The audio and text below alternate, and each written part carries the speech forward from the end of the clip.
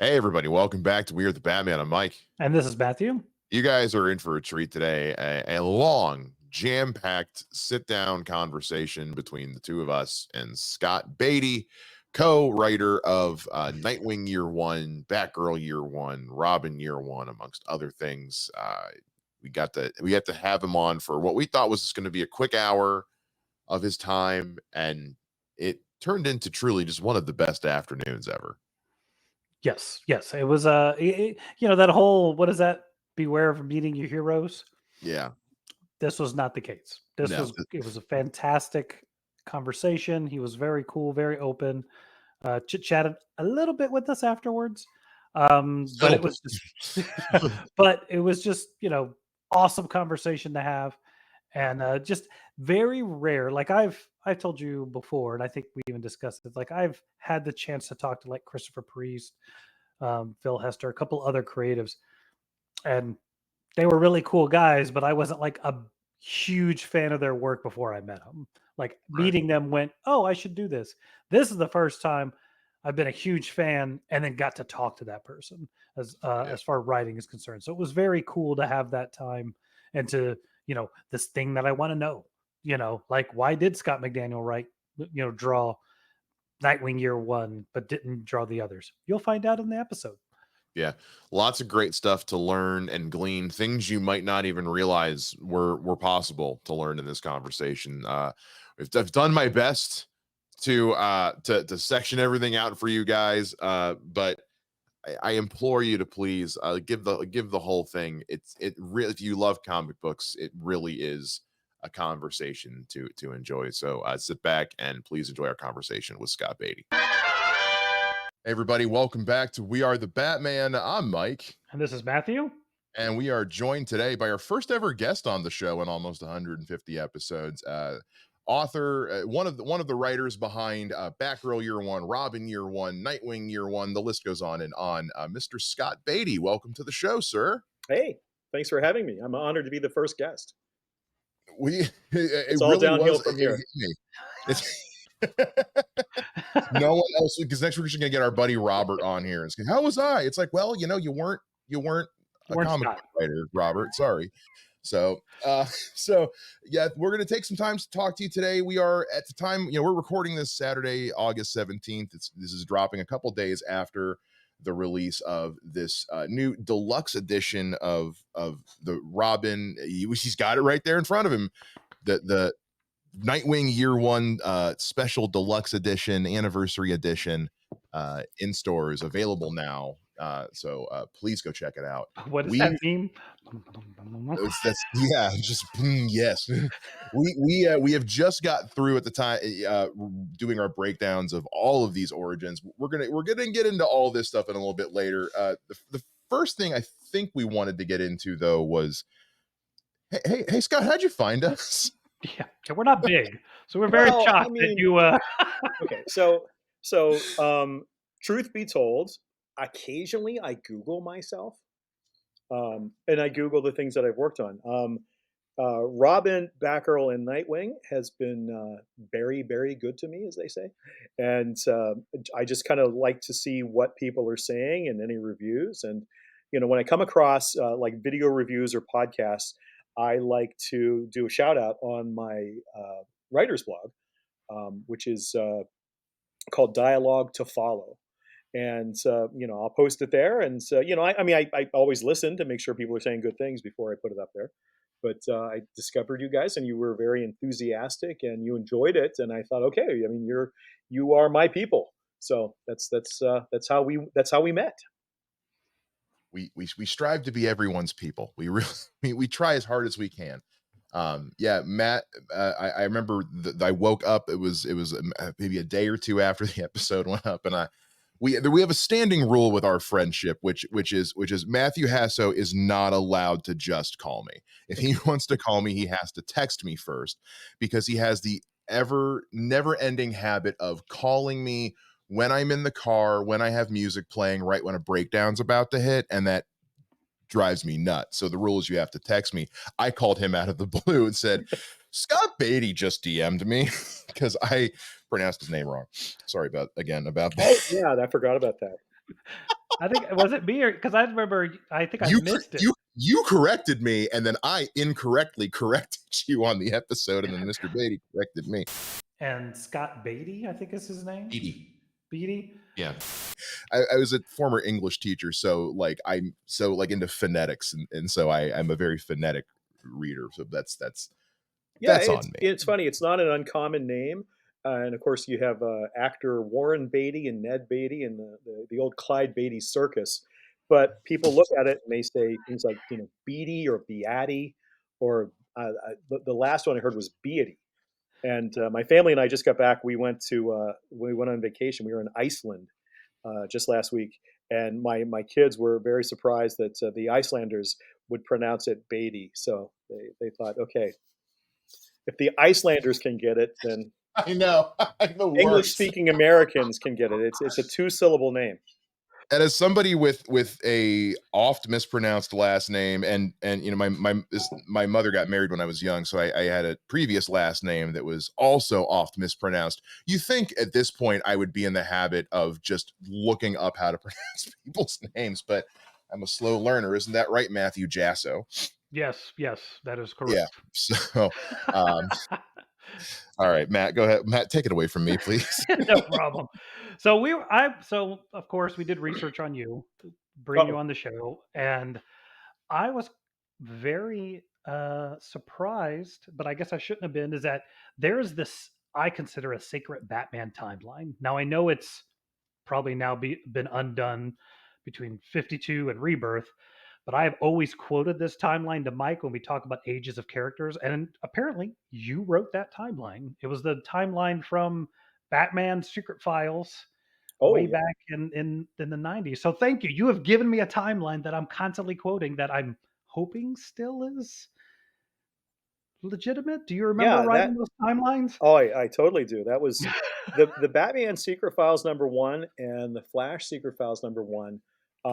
It's a little weird, but they were my first works for DC Comics, Oh and wow. I got the Batman job because I had written a Foder's Guide to Gotham City when I worked for Wizard, the comics magazine, and because I was really into making sure that the details were right, and we wanted to publish a travel guide that was consistent with the DCU. It was real. So I had talked to a lot of the Bat editors for that, including Darren Vincenzo, who was kind of the person who towed open the door for me. And after I did that, I guess Darren and the Bat offices were so impressed that when they started the Secret Files, he called me up and said, "Hey, do you want to do some freelance work?" And that was exactly what I wanted to do. That was my whole career path was breaking in comics, specifically DC Comics. So getting to write the timeline, profile pages, and I think I also did the history of Gotham City and the history of the Wayne family. And the Pennyworth show used Patrick Wayne, um, Bruce Wayne's grandfather, in the show. So I got a little bit of money for that because I named him. So Nice. Yeah, I Paste the names. I had the pleasure of interviewing Phil Hester at a comic store once, and I guess he created the General Ross's son. mhm. And when they used him for Black Panther, they're like, "Hey, you created this guy, so here's this." And he was like, "Sure." Yeah, I know Phil. I met Phil. I was working on my master's degree at Iowa State University, and he was at the Des Moines Comic Con, this real small, dinky show. And I met Phil and chatted it up with him. And later, I wasn't anybody, but he was working on Swamp Thing at the time with, I think it was not Grant Morrison, Grant's buddy, creator of Kick-Ass. Um, Mark Millar. Mark Millar, that's it. He was working with Mark Millar, and I was just talking to him about breaking into DC. And then years later, I got to work with him on an issue of Green Arrow when Kevin Smith was too busy making movies, and they needed a couple super fast fill-ins. So I got to write Green Arrow for 2 issues. That's cool. Yeah, he was a real nice guy. I remember he was doing drawings, and my son brought a blank, and he was like, "What do you want me to draw?" And my son was like, "Oh gosh, what is the Brainiac ship?" And he just had this moment. He was like, "I've never drawn that.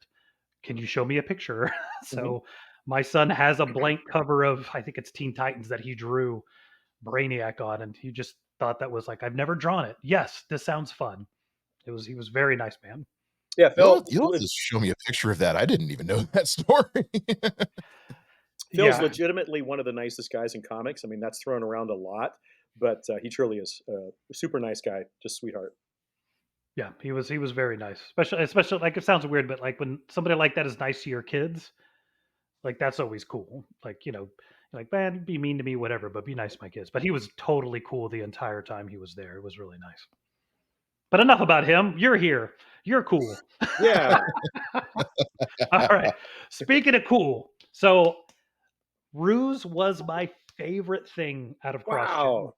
In fact, like, I have old emails that have the name Archered in them. I still use that in some of the gaming I've done in the past.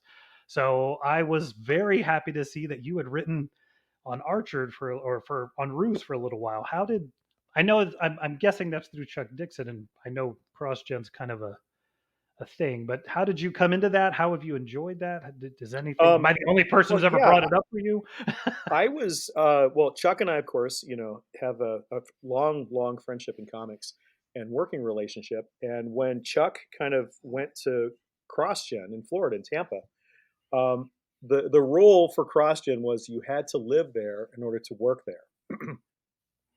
And um, Mark Wade was writing Ruse, and Mark had kind of a falling out with Mark Alessi, the head of CrossGen, and left. So the title was left without a writer. So I was asked to fly down and to kind of pitch to the Ruse team.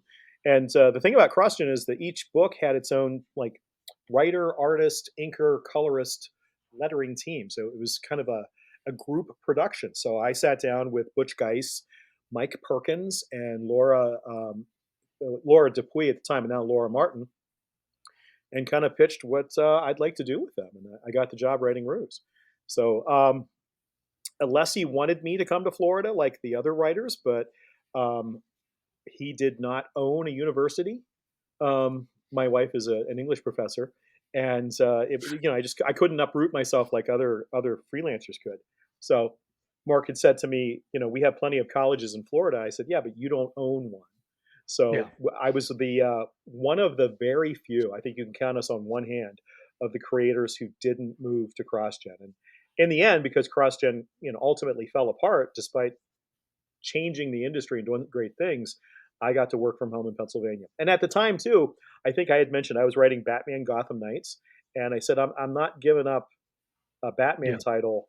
I'll do both gladly, but I'm not giving up, the bucket list here in order to move to Florida. And I had a great time on Ruse. It was a blast, and I love trying to explain to people the concept that it's like a Victorian era X Files with Yeah. gargoyles. So Yeah. And you don't want to say it's Sherlock Holmes, but a superhero, because then, oh, it's this. No. yeah. It's funny because of all the CrossGen books, I think we were least connected to like the larger universe, the sigil Yeah. verse, and all the interconnected stuff that it was moving away from at the end. Like there was a concerted effort to disconnect all the titles from like this larger sigil verse because it required readers to know too much lore, and ultimately that's where it was going to go. But we had a good time with it because we were doing our own thing. Yeah. It was that, and it was kind of funny. It was that and Way of the Rat. I didn't read any of the other stuff. Those were the two titles that, because I think I was really into Jackie Chan at the time, and Way of the Rat was basically a Jackie Chan movie. Yeah, And I think if you ever have the chance to interview Chuck, Chuck will tell you like he kind of did some things. Um, he did things on his own. He got books produced without the knowledge of Mark and the upper echelon of CrossGen. Um, El Cazador, the pirate book, which had no connection to the Sigilverse, was basically on the production schedule and printed, I think, before Alessi caught wind. And then, blew up a little bit and then realized, Chuck was right. Like, CrossGen was a genre publisher, and, it lived and died on the fact that there were all these different books like Route 666, Way of the Rats, Al Cazador, Negation, that was like a, hardcore sci-fi space opera. yeah. And that's what we were. They just didn't all have to tie together or have like a universe crashing crossover to live. Yeah.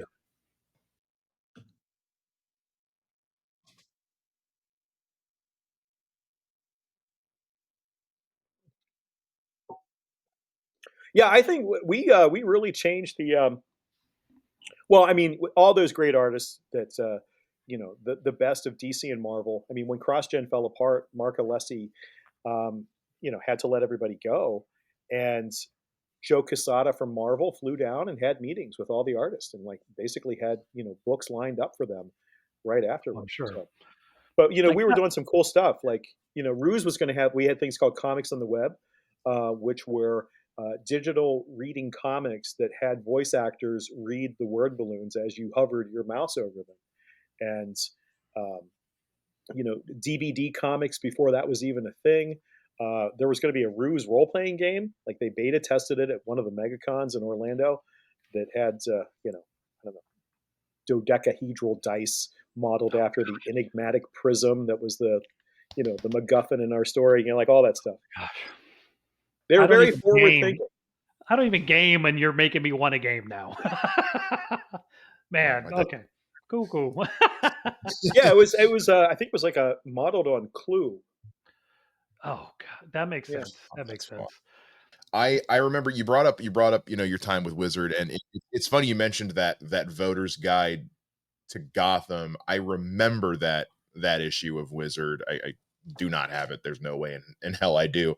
But like as somebody who grew up reading that and knowing now like Wizard was one of those things that like I collected as a kid that my mom didn't know I collected as a kid, because I was young enough that collecting comics at my age was hard. I remember the night I brought home a Green Lantern comic and Kyle Rayner's girlfriend's on the beach wearing basically nothing, and my mom was like, "Yeah, we're not gonna."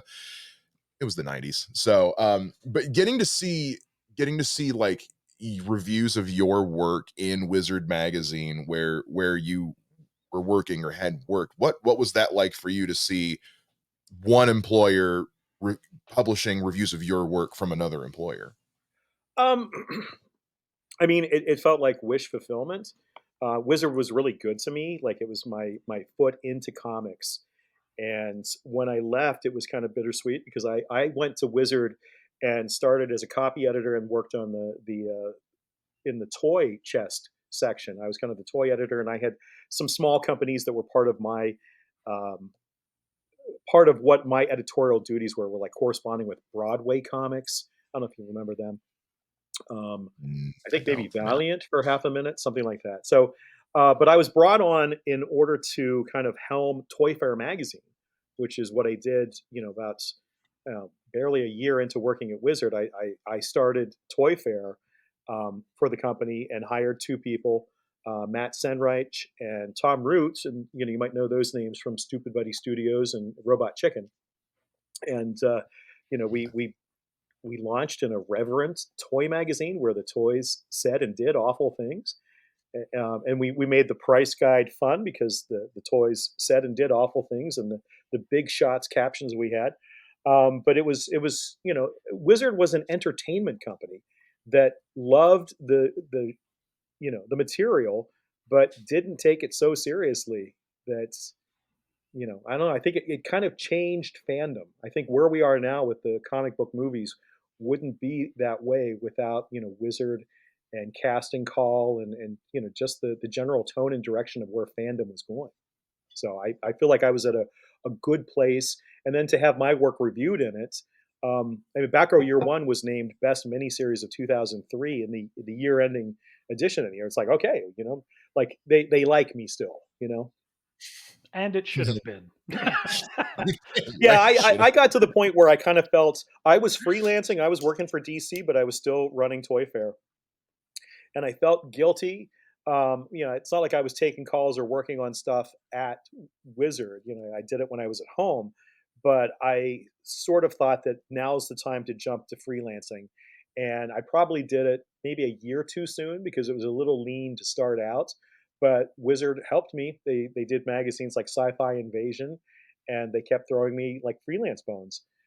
editing and writing, and those guys they're lifelong friends. Um, that I still stay in touch with, and we're all in either comics or entertainment in some way, like scattered to the far wind. So it was a good starting point for I think a lot of people. Now, had you already were you pretty much, I don't wanna say done, that sounds weird, but you were completely fully into comics and all that before that all went away, correct? You Like mean like Wizard as a fan? No, I meant like as a job. Like you weren't were you Yeah, still doing yeah. comic No, books to the end, or had you stepped away?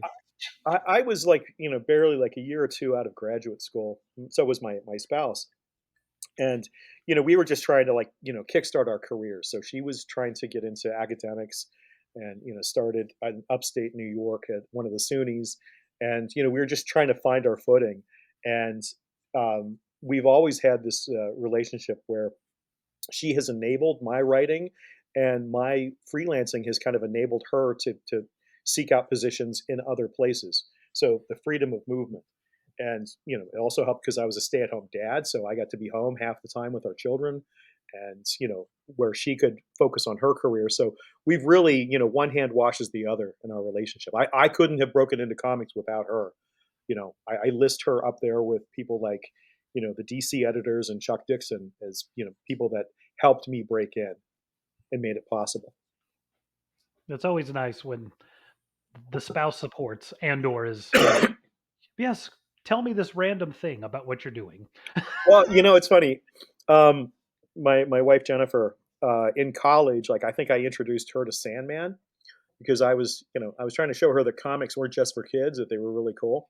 And then she went off to grad school at Southern Illinois University when I was at Iowa State. We ended up at Iowa State together in the end, but we were long distance relationship, thousands of miles, hundreds of miles in the Midwest. And she called up one day and she said, "I'm in a comic book," and this was I think from her phone. This is before cell phones were ubiquitous. And she said, "I found this little used bookstore, and they have this comic called Commandy, and they have these old Swamp Things. Are you interested?" And I said, "I love you. Will you marry me?" Yeah, I mean, seriously. yeah. That's what did It's it. like, and these were really cherry copies of like Commandy 1 through 15, and Holy mackerel. Jack Kirby Wow. stuff, and like the early Wrightson Swamp Things, the original stuff, and they were just in.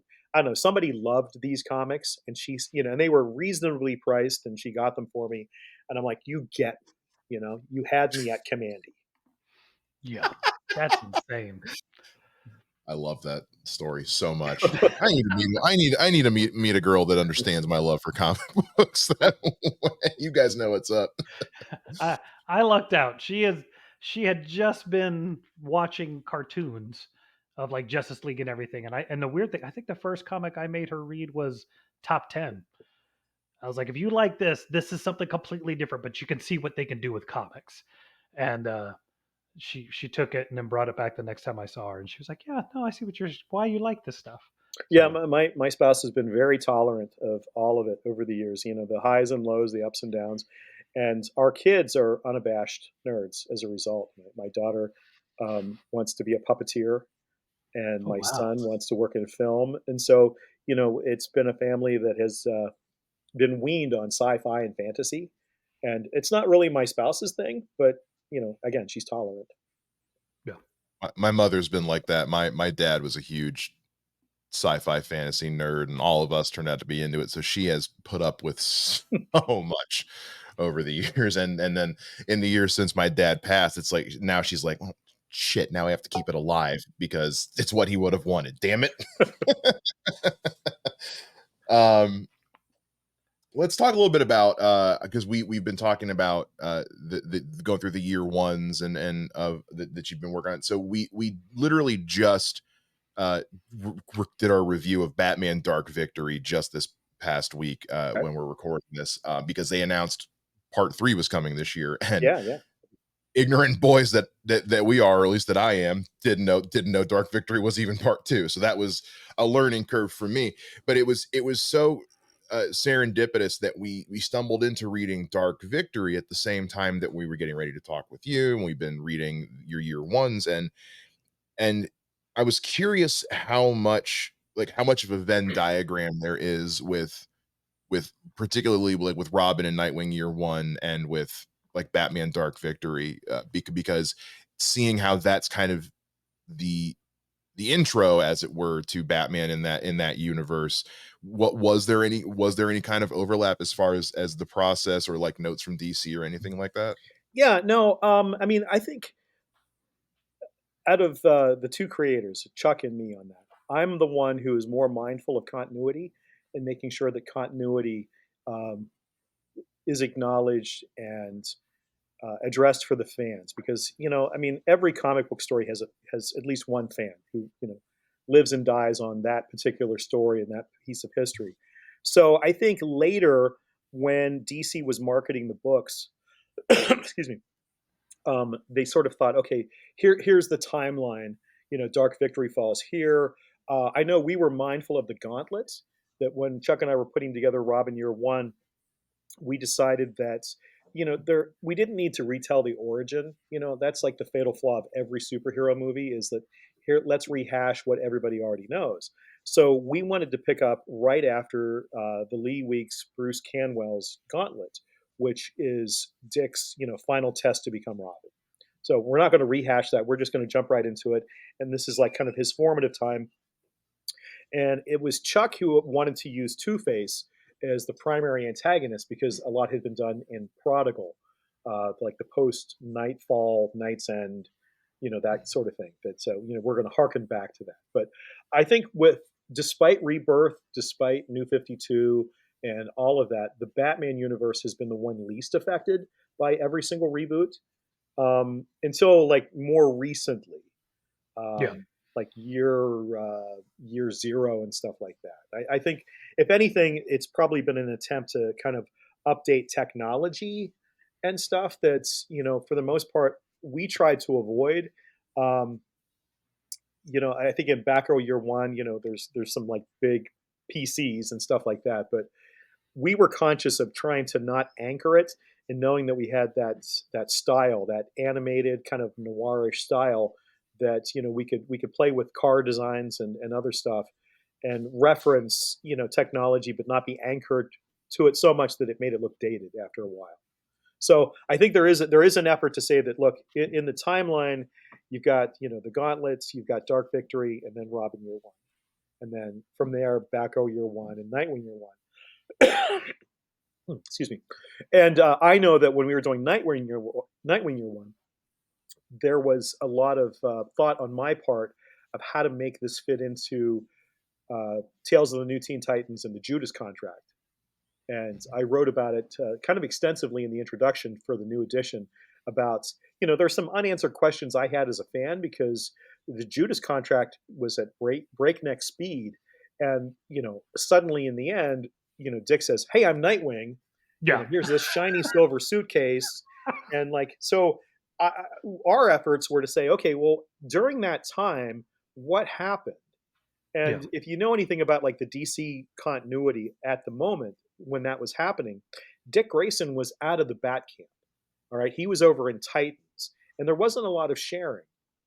So, the story of like how he left Batman wasn't told from the Batman side. And this kind of, polarizes some fans, because they think that, our Batman is kind of he's kind of a dick. And, he is. And in my mind, nothing matters but the war on crime.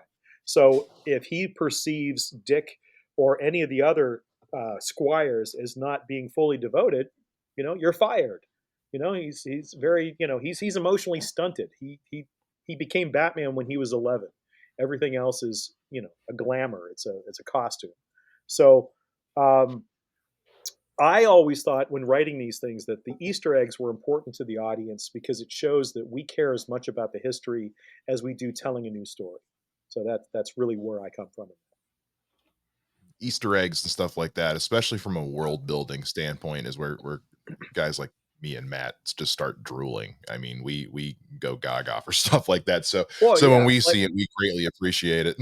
well, when you have an opportunity to like write Batgirl's first team up with Black Canary, knowing that one of the hottest books in the Bat Camp is Birds of Prey, so it's like, okay, so how do we make this seem organic, that like kind of leads to the future? It's like when you write a prequel, it kind of has to lead to where the story is now, not rewrite it so much that you're like, wait a minute, I'm supposed to like Darth Vader because he was a slave kid and his mommy died, and then he kills all the Jedi babies. I mean, like it.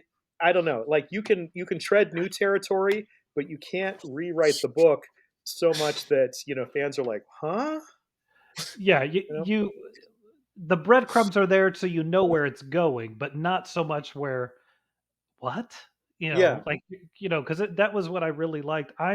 It's kind of funny that when we first started this podcast, I made him read two books. One we won't discuss, but the other one was The Last Arkham. And it was kind of funny because I had to tell Mike, like, Nightwing and Batman's relationship is completely different in the early 90s. Like, Nightwing is not around. They don't talk. They're not cool. So when he randomly shows up at Arkham Asylum and Batman's like, "What are you doing here?" It's not "Oh, hey, what are you doing here?" It's like, "Hmm." So it was funny to have to tell Mike, like, yeah, that's when you get to this part, that's why they're not happy to see each other. They're Yeah. not vibing at that time, but that's gone now. Well, Like yeah. in Because the by the time I started actually reading comics, I mean, I jumped into Nightwing right after Cataclysm happened, like was going on. So like the recovery from the fallout and trying to find Batman and all that. So like at that point, like it's already their allies. So it was a learning experience for me for sure. Yeah, well, none of these stories exist in isolation, and I think you have to acknowledge the history, even in some small way. Like, Batman didn't choose Dick to be Batman when his back was broken. He chose the psychotic guy, Azrael, and so that had to have a through line in some other story. Whether it's I didn't want to, put this pressure on you to be me, or I didn't think you were going to be around because you're off being a Teen Titan or something else. Like there's something there, and I think that it's worked its way toward the stories we have now, where he is in a good place, but he wasn't his father in the beginning. It was this rich guy who said, "Come live with me and wear bright colors so that it takes all the aim off of me yeah, when the bullets are flying." One of my exactly. favorite jokes about that has always been in Tiny Toon Adventures when they were making fun of Batman and Robin, but it was Bat, Duck, and Decoy, and it was literally just a suit with a big target on it. At last, I had perfected my Batgirl costume. Now all I needed was a sidekick. Someone I can train. Someone I can nurture. Someone who can wear a bright red uniform and draw all the fire, attention. So what do you say, Decoy, the pig hostage? I take it there's little point in discussing retirement benefits. Yeah, I think that's why we paid so much attention to Commissioner Gordon saying, "What are you doing?" I mean, Alfred too. Like, he's a kid, and Commissioner Gordon saying, "I'll accept one, but no more." And then, oh wait, here's another. It's like, listen, I told you one. Yeah. Yeah. I always make the joke that the whole reason they're kind of rebooting a lot of that early Robin stuff is just to give him pants. Like if you go back and Yeah, every time they reboot, it's like, oh, they just wanted to get him out of the booties. They just redoing all the costumes, so they're never in those weird. I mean, I grew up with them. It doesn't bother me, but I mean, at the same time, there's some of those like Batman the Cult. Looking at Jason Todd as an 18-year-old boy in that outfit is kind of weird. So I get the yeah, pants. yeah. It's funny in Nightwing Year One, in the opening scene, he's wearing a snowsuit, and I got to tell you, it was pure um, fan service to me because I said I want a Robin in a snowsuit action figure because back when I worked in toys in toy magazines, we used to make fun of the endless variants of Batman, like Arctic waffle iron Batman, and Serious. yeah, and so I said, let's get I wanted a snowsuit Robin. And then when he gets back to the Batcave, he sees the Earth 2 Robin costume, which is supposed to be his next costume, and he gets fired. So it's like, yeah, you almost had it. Sorry. Bye-bye. I love that that's the suit they give him in Batman the Brave and the Bold animated series when he's first off on his own too. Such a great I love that show. Matt, why don't you take the next one here? The guidelines from DC on Year One Stories one. 'Cause that's how I Yar. work. Yar.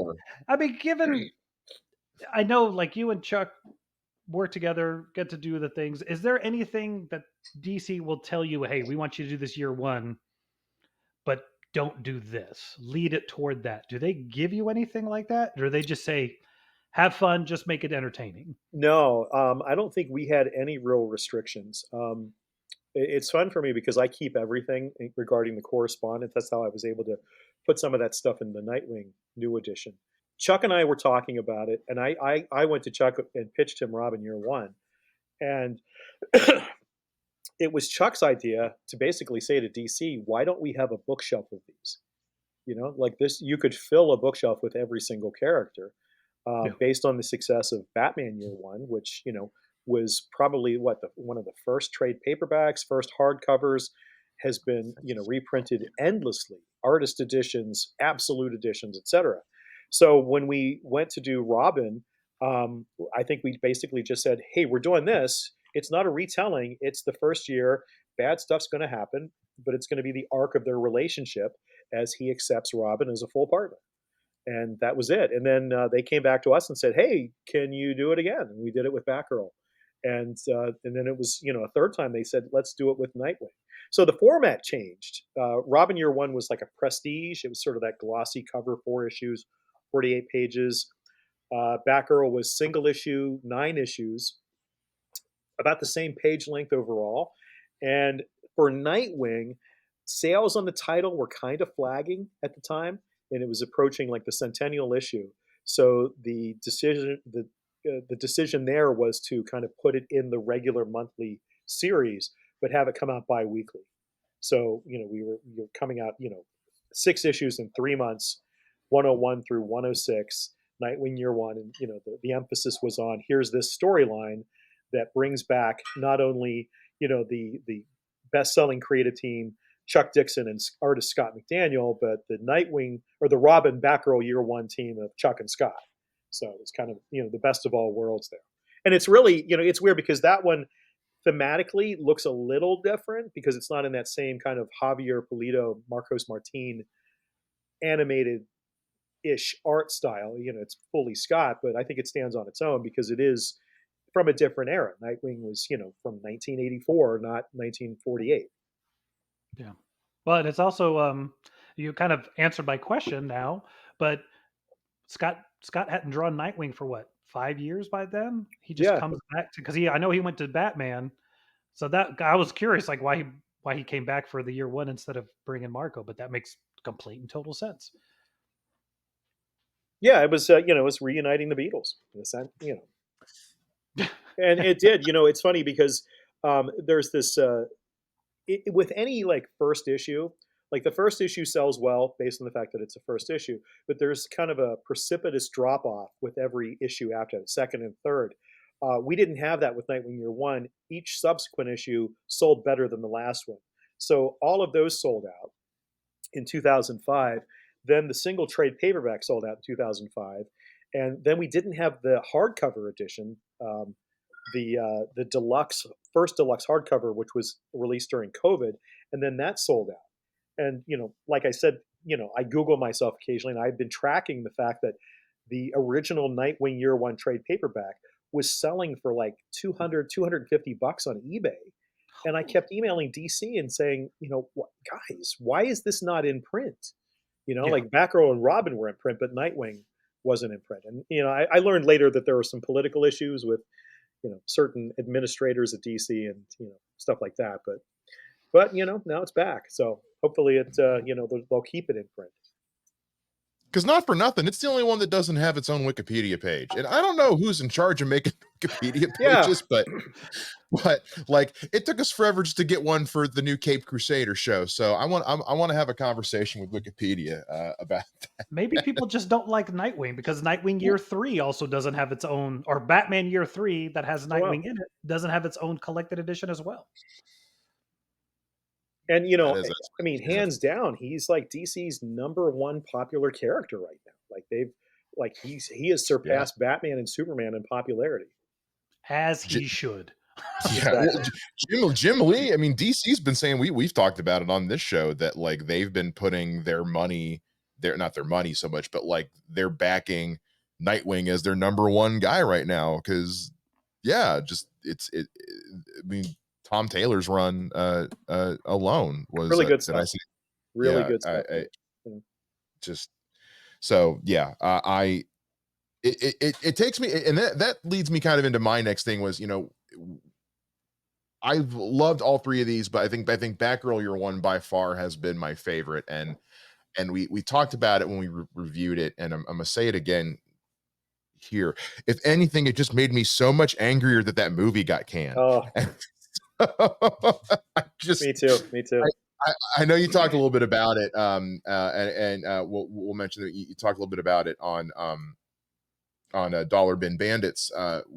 You know, is there any what if anything can you tell us about you know what you know of that was going to be in the movie? I guess that you're allowed to, if anything. I knew very little. DC did a motion comic for Batgirl Year One that we weren't informed of at all until it came out. So like the stuff with the movie, obviously the movie was kind of an amalgam of Batgirl through the years with a lot of emphasis on Gail Simone's really incredible run in the book in terms of the costume and friendships and things like that. But I started following it thinking that, well, if it's an origin story, maybe they'll do something from Batgirl Year One. So some of the things that trickled through included there was a setting in the Glasgow, Scotland shooting locations for Infantino's costume shop, which is something that we added in Batgirl Year One. There's the masked ball, the masquerade ball was shot. So there was something with there. And the fact that they used Firefly, who is not a traditional Batgirl foe until we used him in Batgirl Year One. So a lot of the Yeah. things kind of lined up that there was going to be, at least if we went to the film, when they do the end credits, way at the bottom, the special thanks in the tiniest font, and then a listing of, Batgirl's creator, Carmine Infantino, Gardner Fox, maybe Chuck and Scott and Marcos, we'd see that in there because they did use, small things from it. So I was following the filming. I was kind of tracking it on my blog. And then, all of a sudden, because of Warner's financial issues, Warner Discovery, HBO, time, I like all of it. They said, "Hey, let's take this film by two up and coming filmmakers who were doing, good stuff on Ms. Marvel and the Bad Boys, reboots, and let's vault it." I didn't even know that was a thing. Let's put the movie in the vault, take a $90 million tax write-off, and nobody will ever see it. So, I occasionally Google it to see if the script has ever leaked so that I can kind of, compare. I mean, even though I knew it wasn't going to be apples to apples, there were going to be elements, which I think is what, many of the comic book films do. There are elements of a lot of different things that reach there. And then they, thankfully, because of a lot of public shaming, the companies then, give thanks to the creators that were involved in those small things. So I was all set. I wanted to, go to the premiere if it happened. I was going to rent a purple tux, invite my, Yes. my spouse and my kids, and at the very end, I mean, I had it planned. When they do the special thanks in the teeny tiny font, if my name scrolled slowly up the screen, I was going to jump up and say, "That's me!" As you should have, Yeah, sir. it's like Oh, or shout out to that teacher who didn't believe in me in high school. Like, look at me now. But it's going Instagram live. exactly. Yeah, especially knowing too, because we were going to get Brendan Fraser. It just, Yeah, right. I mean, like it had a lot of stuff going for it. But I mean, I guess we'll never see it.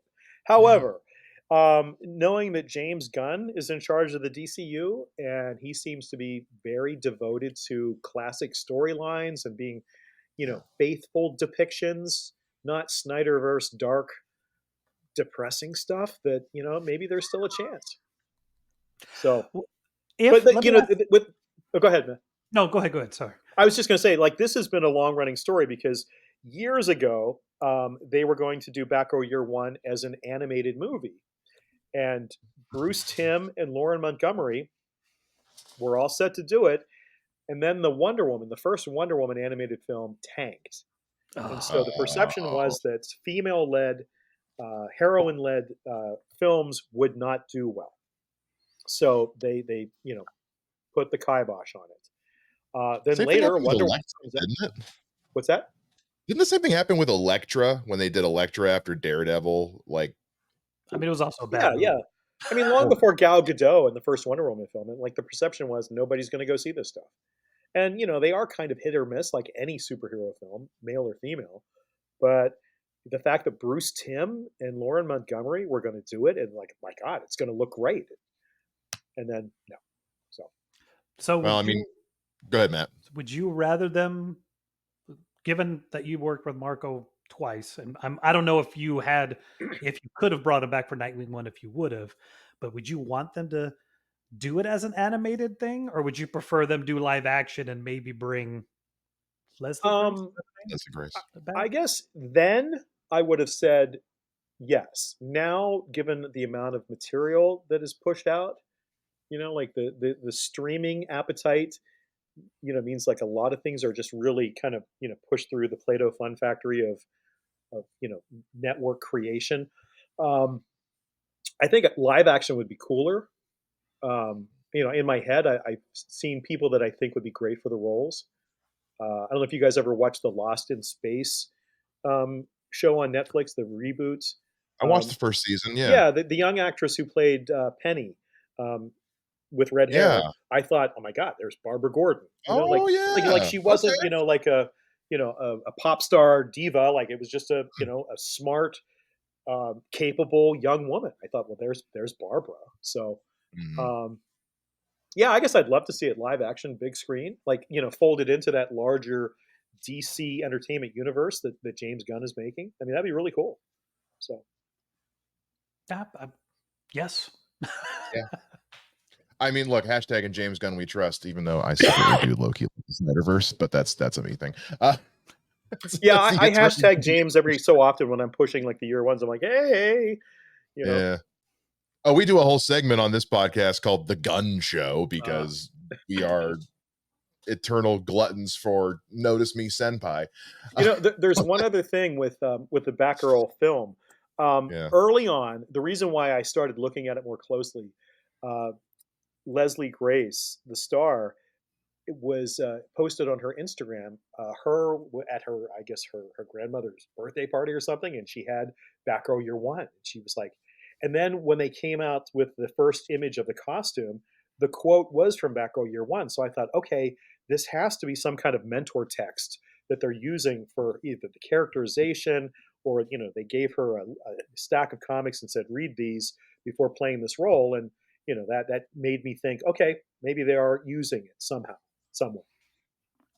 Well, and at the time, DC was putting out, and I think they're still planning on doing this for Superman. I think I saw a post about it, but they were putting out box sets that came with like for big movies that were like I have one it's packed away for the Batman that was like, here's the 3 trades you can read that we pulled from for this movie. They did it for Black Adam, Blue Beetle.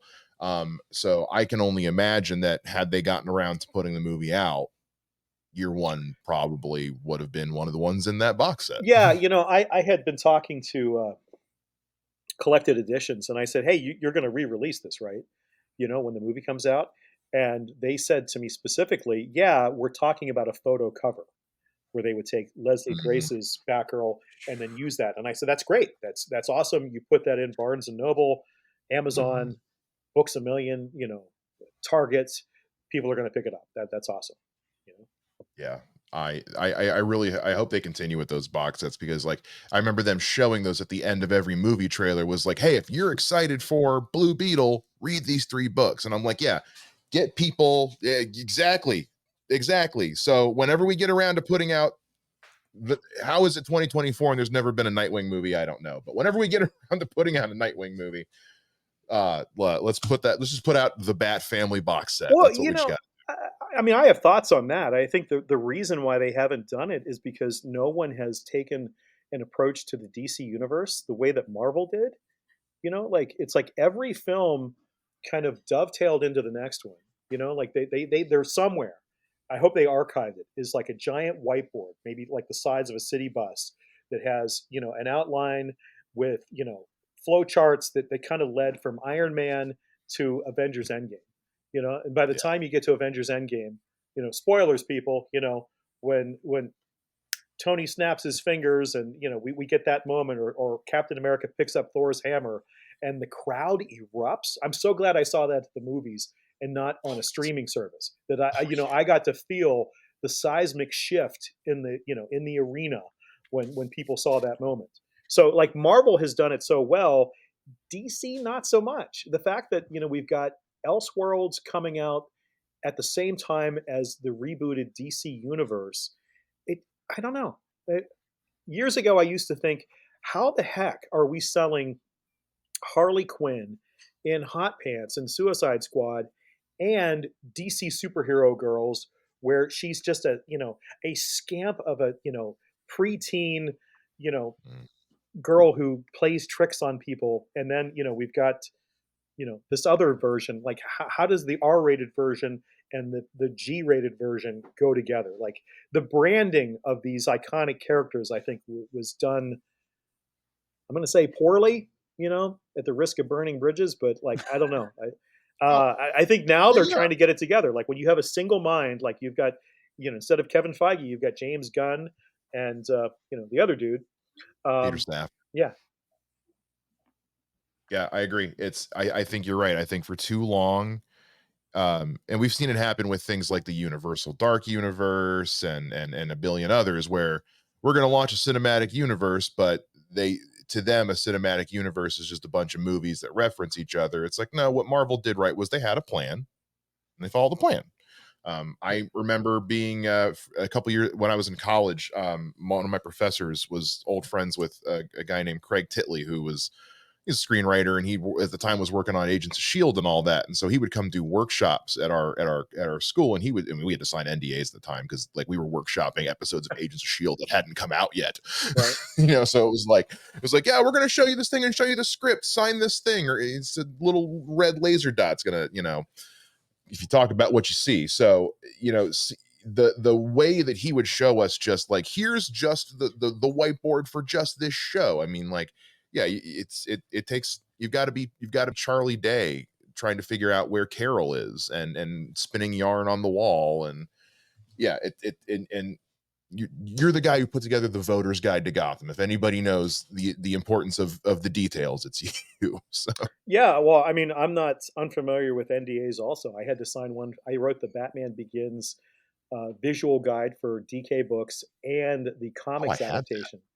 So I was working from an early script for both of those, like not knowing how things were changing along the way, and being incredibly frustrated because they had to be done quickly, but also like, somebody please tell me how this ends. Well, we can't tell you. It's like, okay, well, we can give you new copies of the script. And ultimately, I had to go work on both at DC's offices when they were still in Manhattan, in a conference room, in the Clark Kent conference room, where the script was handed to me, chain of custody from DC's then president, Paul Levitz, to me, sitting in a room. I had like the worst viral infection at the time. I was coughing my brains out. I'm like double fisting Starbucks tea and typing on a laptop, trying to finish the script and like reading ahead, like, okay, so this happens here, but still being unable to talk about it right up until the movie premiered. I was on a bus at the Philly Comic-Con with DC staffers headed to the IMAX theater to watch the film, and they were asking me questions, and I'm like, are you testing me? Because I really can't talk about it until, this is $1 million NDA, and I don't have $1 million. So is this a test, Mr. Durden? Yeah. Yeah. Matt, why don't we're going to do something a little bit different here.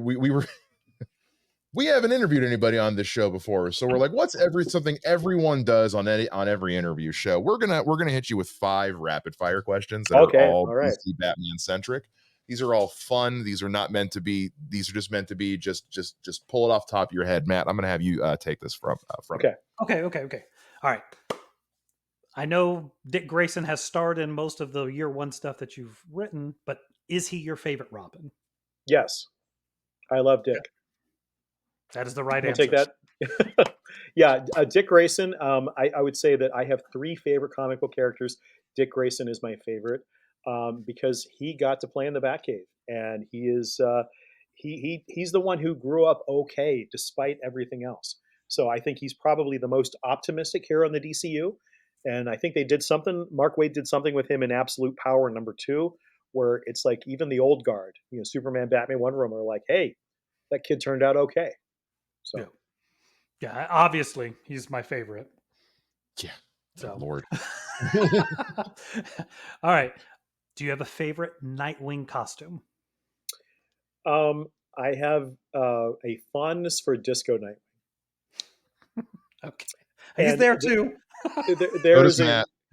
There's a reason why Deadman appears in Nightwing Year One with the high collar, because in my twisted fanboy brain, I said there had to be some kind of inspiration for that costume that came from someplace, another Easter egg in the DCU. So I like that costume, and I think my next favorite is Nightfall, minus the ponytail and minus the mullet. Yeah, I always cracked up that like the first action scene that Scott McDaniel drew of Nightwing in that one series is him getting the ponytail lopped off, and he's like, "Well, I was going to cut my hair anyway." All right, this is from Mike. He wanted me to ask you this: Who is Dick Grayson's one true love? Oh man, I'm going to alienate everybody, no matter what I say. I mean, I like the fact that Starfire, was the thing. I have an unaccepted, unapproved Nightwing and Starfire have a baby pitch that kind of ties to Kingdom Come, Okay. But see, I grew up on Batman Family comics, and there's that great old issue, and I can't recall the number. I apologize. Where Dick Grayson finally reveals that his longtime crush on Barbara Gordon, and she's asleep. He finally squirrels up the courage.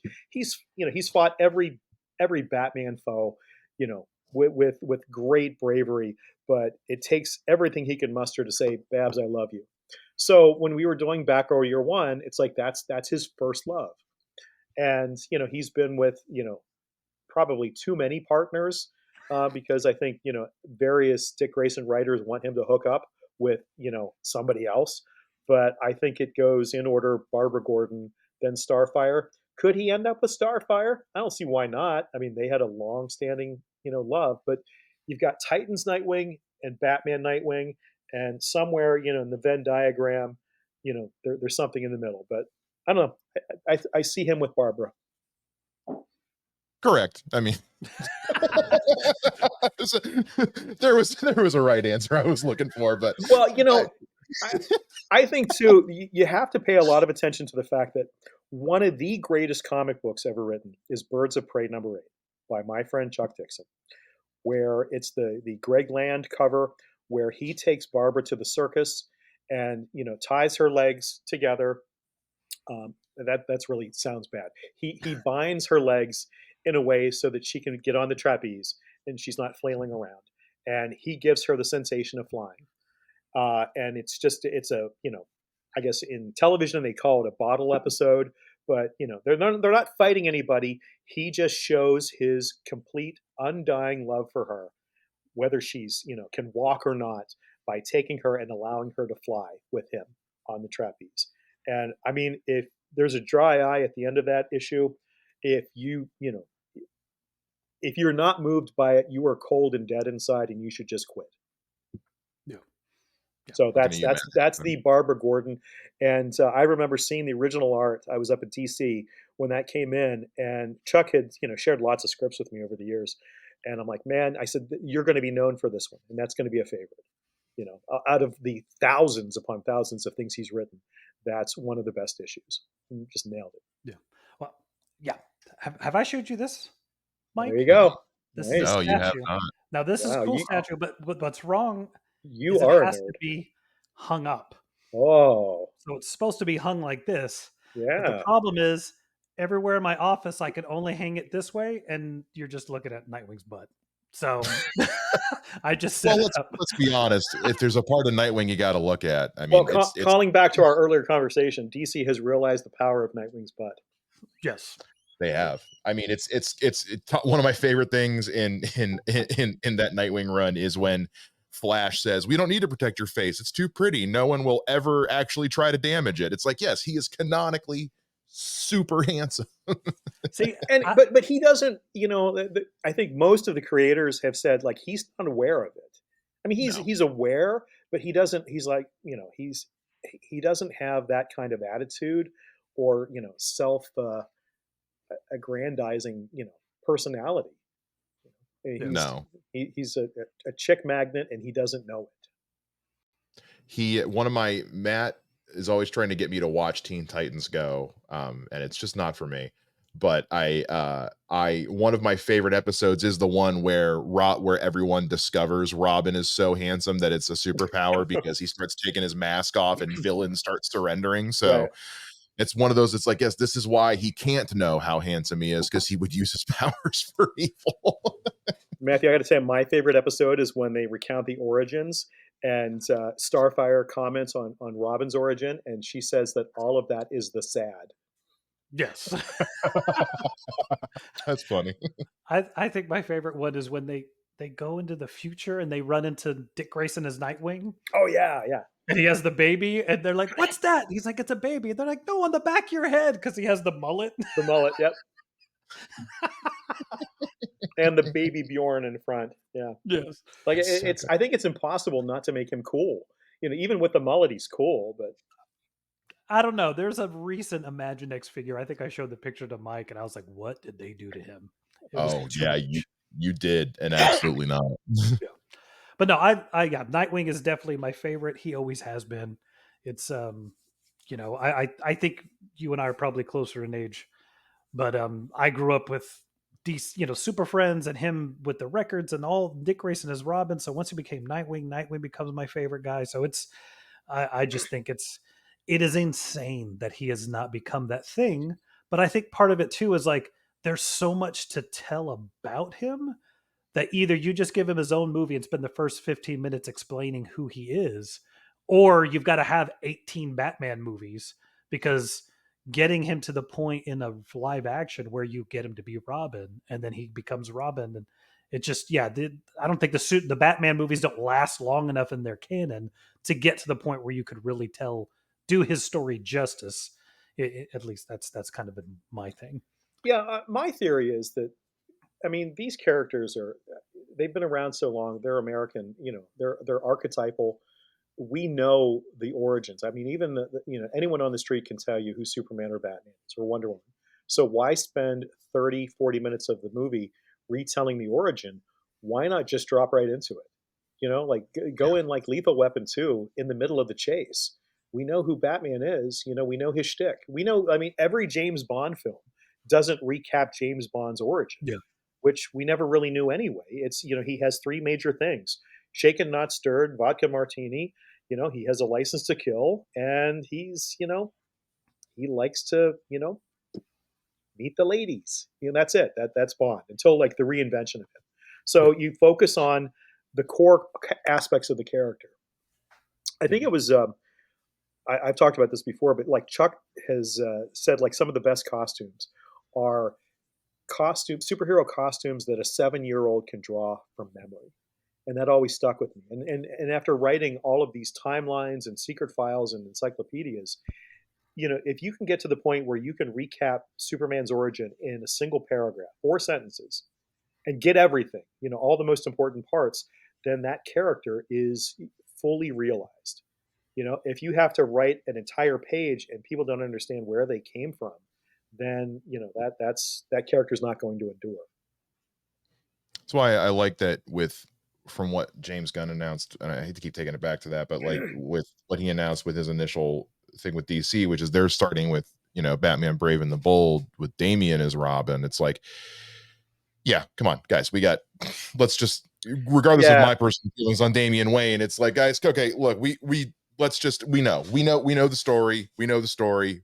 If you guys don't know the story, go watch Matt Reeves. If you do know the story, come watch whoever takes over for the DCU. So I think you're absolutely right.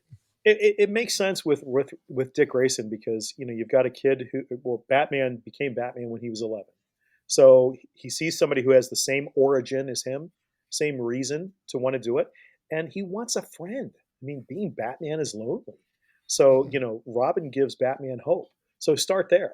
Not, oh, here's my, my bastard son to the daughter of my most fearsome foe, and he was raised by a cult, and he's this murderous little thug that I have to somehow temper. Like, no, like you're trying to retell Logan, and that's not the first part of the story. Like if Yeah. every Batman film had a different Robin, and we kind of pick up, it's like, well, wait, why do you keep doing this over and over again? Well, they age out. I don't know, just something, but tell the story organically, and also acknowledge the fans, because fandom is strong, and when you don't hit those touchstones, they're going to be mad. That's why, like, just like I said, mentioned before, the attention to the history is important, because you're not coming in trying to reinvent the wheel. I've always looked at it as, when I'm done with Batman or any character, when I put that character back up on the shelf after I played with them, that everything still works. The articulation is still there. It's not all scuffed up. I get to play with it for a little while, and then it's on to the next person. I'm not trying to reinvent something that is already kind of perfect. I mean, with exceptions. I mean, there are some aspects that are dated, that come from different times and different attitudes, that aren't inclusive or contemporary. I think you can tweak those things, to be to bring in a larger audience primarily, but you don't have to upset the apple cart to put your imprint. Nobody's going to remember my imprint. It's Batman. Yeah. Well, I mean, you said it too, like with when they brought in Daniel Craig for James Bond. It's like, yeah, let's make him a little bit less of a womanizer, because it's 2008. That's kind of gross, and let's Oh my God, and those were great. Yeah. I mean, Oh. my first Bond film was Moonraker, which to a 10-year-old in 1979, space, laser guns, the opening sequence without a parachute, a gondola that turns into a speedboat that turns into a hang glider. I mean, sign me up. I was in for every Bond film after that. And then Daniel Craig comes along, and it's like, hey, this is how you reinvent it for a new audience. And I mean, I've never cried in a Bond film until No Time to Die. And I'm like, oh my God, how can you do that to me? And I feel like, I don't know if I can come back to Bond, whether it's, the guy who, the next guy that they've been talking about. They've been talking about a lot of people. Yeah. I mean, like, I feel like it's done. You've done everything you can do. You took me through the emotional roller coaster. I don't need any more Bond. It's perfect ending. Or give it some time. Yeah. You can give us an 8-year break before you bring it back. We don't. It doesn't need to be. It's about how long it takes to make one of those movies. So maybe I'm with Scott. It's like, I watched No Time to Die in theaters, and I walked out texting my friend, and I was like, they can be done. You know what? If they want to change it up, they can, flash forward 15 years and have it be his daughter. I mean, she has my single favorite scene in that film is where the villain says to her, you can, come with me and live, or do something else. And she turns and walks the other way. She hightails it in the other direction. And James Bond's daughter would be a great extension of that series. Or if they bring him back and say, hey, Bond survived, but his face needed to be reconstructed, I'd be like, okay. It's just, still in that continuity where he gets to have the happy ending. Exactly. All right, speaking of gadgets and stuff like that, I'm going to bring it back to another rapid fire question. I'm sorry. I think I derailed us completely on that one. I am mad. What is your favorite stupid gadget from Batman 66? Like the craziest, like why did you guys put this in here? Boy, favorite stupid gadget. Bat anti-shark repellent spray, maybe? Yes. Yes. Yeah, I mean, the fact that was a thing, like right in the utility belt. I love the crazy bat shield, the foldable bat shield, and the bat shield. That stupid sidecar on the bat cycle that was like a go-kart. I don't know if you guys grew up in the era where we had those little those little carts in gym class that we used to scoot around in. Yeah. You ever have those? Yeah. Uh-huh. Like that just reminded me, like, he's totally going to die. No. So yeah. That motorcycle's going 60 miles an hour. That kid's And dead. it just kind of like shoots off of it, and there's like no steering or Yeah. or propulsion. That was such a thing to sell toys, because I remember having like a toy like that. It's like a motorcycle with a sidecar launcher. That's exactly what that is. Yeah. All right. This one's off the cuff. Okay. Yay or nay on the Grayson series? Did you like that idea, or was that kind of, no, this is a Nightwing? I don't know. That whole period where, hey, the world knows who you are, and now you're a super spy. I don't know. It's not that I'm lukewarm. I kind of want to forget it. With no shade towards the creators, I just kind of feel like, I don't know, like Dick Grayson with the gun kind of bugged me. It I just could see like, that. yeah, like that they were trying to make him into a suave super spy. It just, I don't know, like why not just be Nightwing? Like it seemed like a weird place to take it. But I mean, this is comics, so let's try something completely different. Okay, sure, but I don't know. I think he was becoming Batman light, and they didn't know what to do with him, so they did that, and I liked it. But at the same time, cool. But can he wear the suit still? Like, Yeah, I want him in the suit. Like, as much as I'm enjoying this, like, he could still be in the suit sometimes. Why is he in this gray T-shirt and black cargo pants? yeah. I mean, I thought he was better served when he was Batman and Damian was his Robin. It's like, all right, Yes. now I'm Batman. Bruce is gone, and I have to train his kid, who is this murderous little thug, to try to be human. That had more dynamic than you know Dick out of costume with a gun. Like, just I don't Yeah. know. It could have been any character. It could have been Roy Harper or Oliver Queen. That's not him. And it may have fit better with Roy Harper instead of Dick Grayson doing the gun-toting secret agent thing. Yeah, yeah. It's just yeah. I would have read an Arsenal series about him as a globe-trotting, super spy for hire. But yeah, I'm weird like that. All right, last question that has nothing to do with any of the Robin is okay. Yeah. I saw on your thing you wrote a lot of Wildstorm stuff near that back half of Wildstorm. Yeah, If you yeah. could pull any of those guys and bring them into DC and do something with them, or just on their own, are there a couple of those characters that you're like, man, I really wish we could go more with this?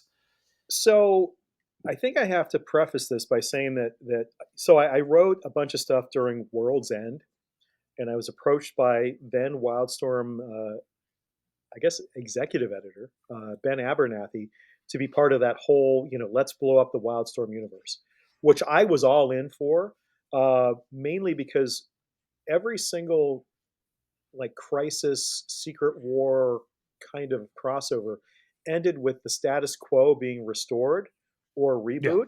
And our idea was, well, why don't we just destroy the universe and have all the characters have to live in it? Like post-apocalyptic. So, having grown up in the 70s and 80s with a lot of, the Russians at the gates, with nuclear weapons and the day after and all that kind of stuff, I channeled all of that, existential dread of Armageddon into all my stories, and I tapped into movies I saw at the time, like, Damnation Alley. Do you remember that one with the giant post-apocalyptic Winnebago?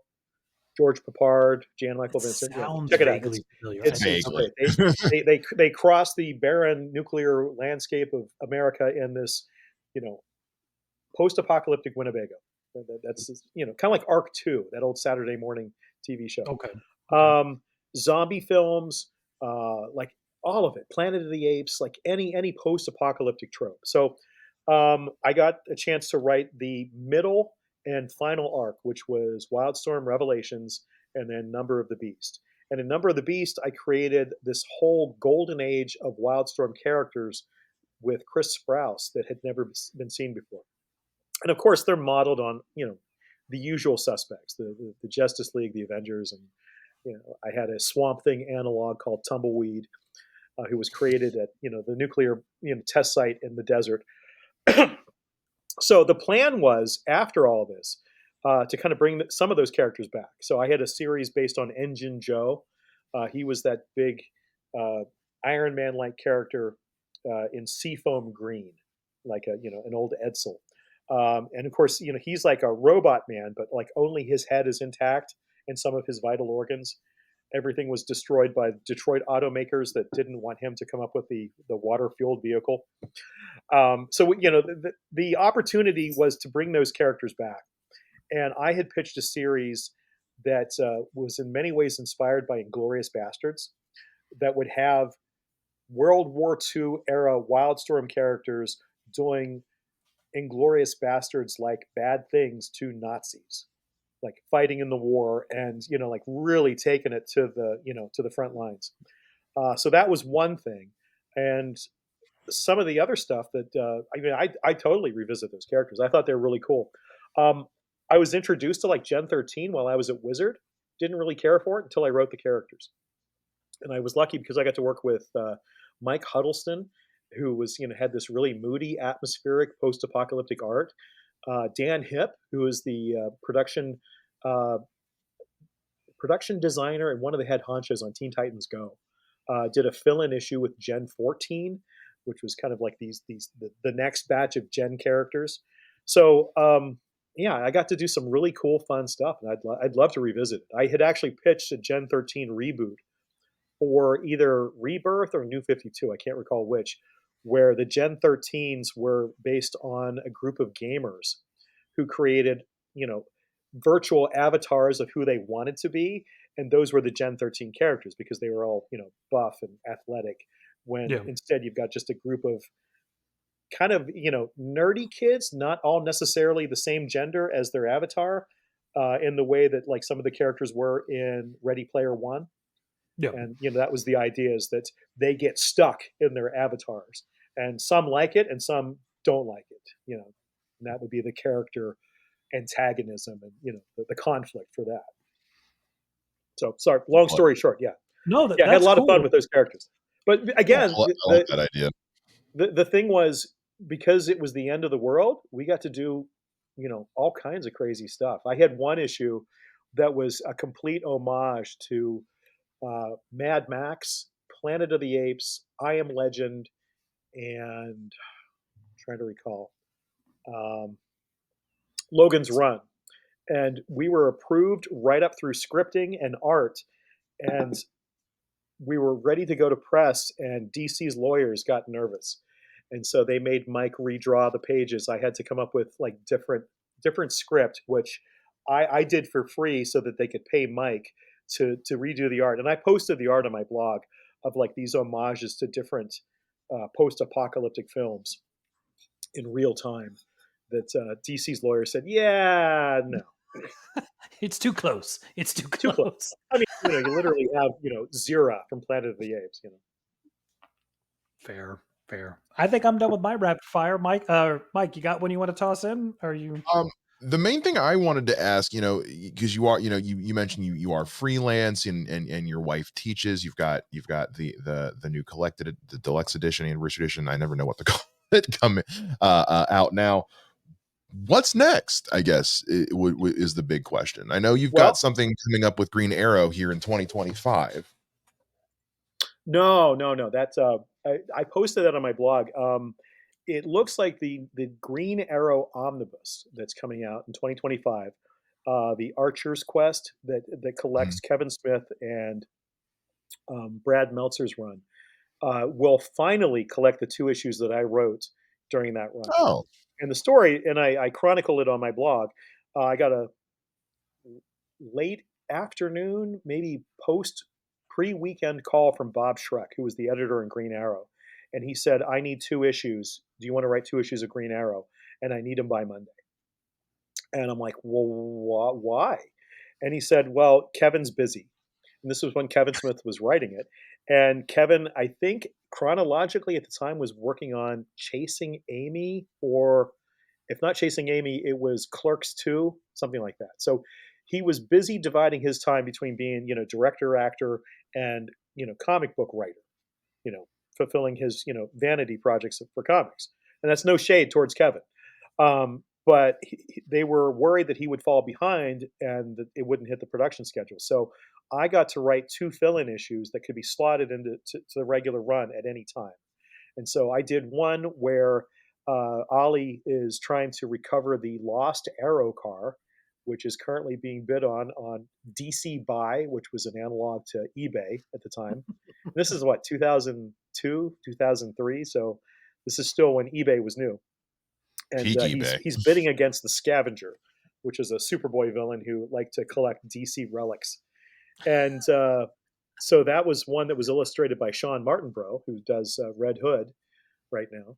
And the other one was with Phil, and that one came out first, Phil Hester. And Ollie goes back to Starfish Island to kind of just, chill and, remind himself of why he is who he is.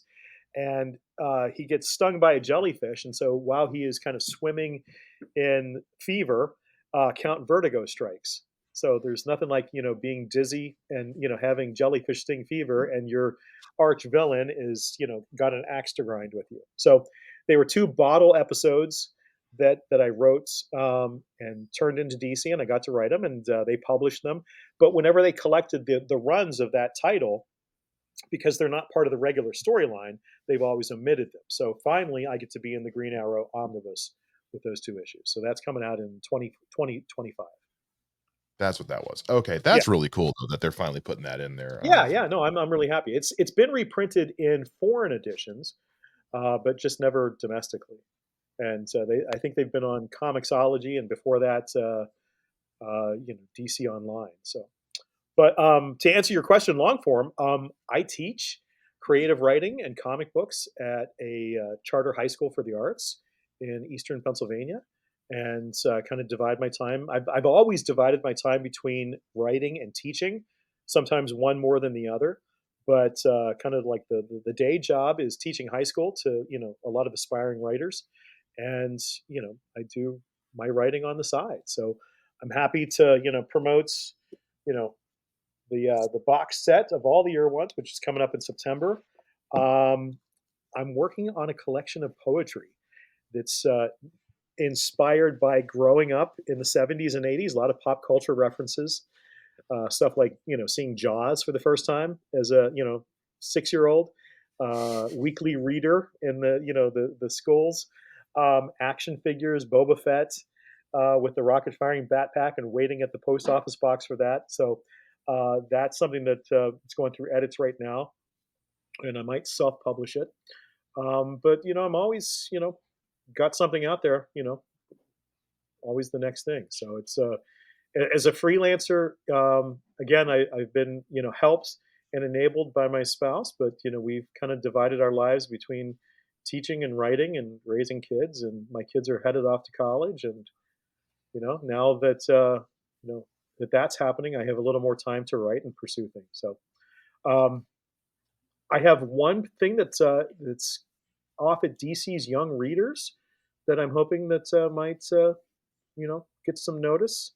It's a concept that's kind of anchored in the Bat family. So if that ever becomes a thing, I'd be happy to come back and talk about it. But be happy to have you back on anytime. Yeah. Of course. So I'm full-time fanboy, and I get to talk about comics and superheroes and stuff like that with like the next generation of writers. So hopefully I can kind of give back some of the things that I've been fortunate enough to get out of being a lifelong reader and appreciator of this stuff. It's so cool. I as a former teacher, when I was still teaching, I used to use comic books and I would use like film. I would have my students do reviews of things to teach them about like sentence structure and forming arguments and things to prepare for like the ACTs and all that. So I would always say, go if you I would have students who, I don't like to watch movies, I prefer to read. Cool, go pick a comic book and read it and tell me what you think of it. Like something so far out of your alley. Because usually when somebody says they like to read, they think, they're going, Oprah's Book of the Month Club or a New York Times bestseller, or just, books. But I think there's some great themes that get explored in comic books. I spoke with Steve Morris right after Denny O'Neil died, and we were talking about like the things he introduced with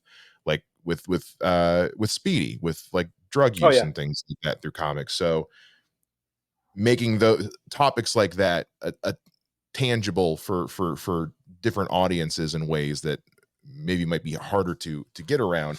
Comic books are a great way to tell those stories, I think. Yeah, I think that, I think if you're a reader, an avid reader, and you like this stuff, you're a lifelong learner, at the same time. And I'm learning a lot from like my students, who, I mean, this is the generation that grew up more on manga and things like Owl House and, um, just a lot of the Cartoon Network material. And so, like they grew up on Raina Tegemeyer, as opposed to like, growing up in the 80s and like having your touchstones be things like Dark Knight Returns or, you know, uh, just any of the Teen Titans at the time, Alpha Flight, X-Men, like reading those stories like out of Chris Claremont that kind of established all the things we saw in the X-Men film. So, like the evolution of comics, I think is important. And I think a lot of students and a lot of people don't really realize the long, rich history of comics and how they have evolved, including, the seduction of the innocent stuff in the 50s where comics, were nearly taken away because they were causing juvenile delinquency. You know, kids were riding motorcycles and greasing their hair back because they read EC horror comics, and I mean the fact that comics went before Congress, like the Red Scare. Like I think that not a lot of people are aware of that, and then when they start to see the through line and the family tree of comics, I think they have a greater appreciation of it. And it helps me too to like kind of I'm not into manga or Pokemon. It's it came after me, but I can see what my students and what younger readers appreciate about it. So I think like any industry, it's change or die. So I look forward to learning new stuff and seeing what's out there because the how people take narrative chances, I think really helps to keep this industry vital. You know, it's not stuff like making Dick Grayson a super spy. It's hey, let's what happens when now he's a father, Like, Yeah. Yeah, What let let happens when let him let him marry Barbara and have kids, and then we'll go. yeah, yeah, Or Starfire, have a kid with or her, and then yeah, and yeah. then Well, or he I was gonna divorces say Starfire, marries Barbara, and now we have the Modern Family. But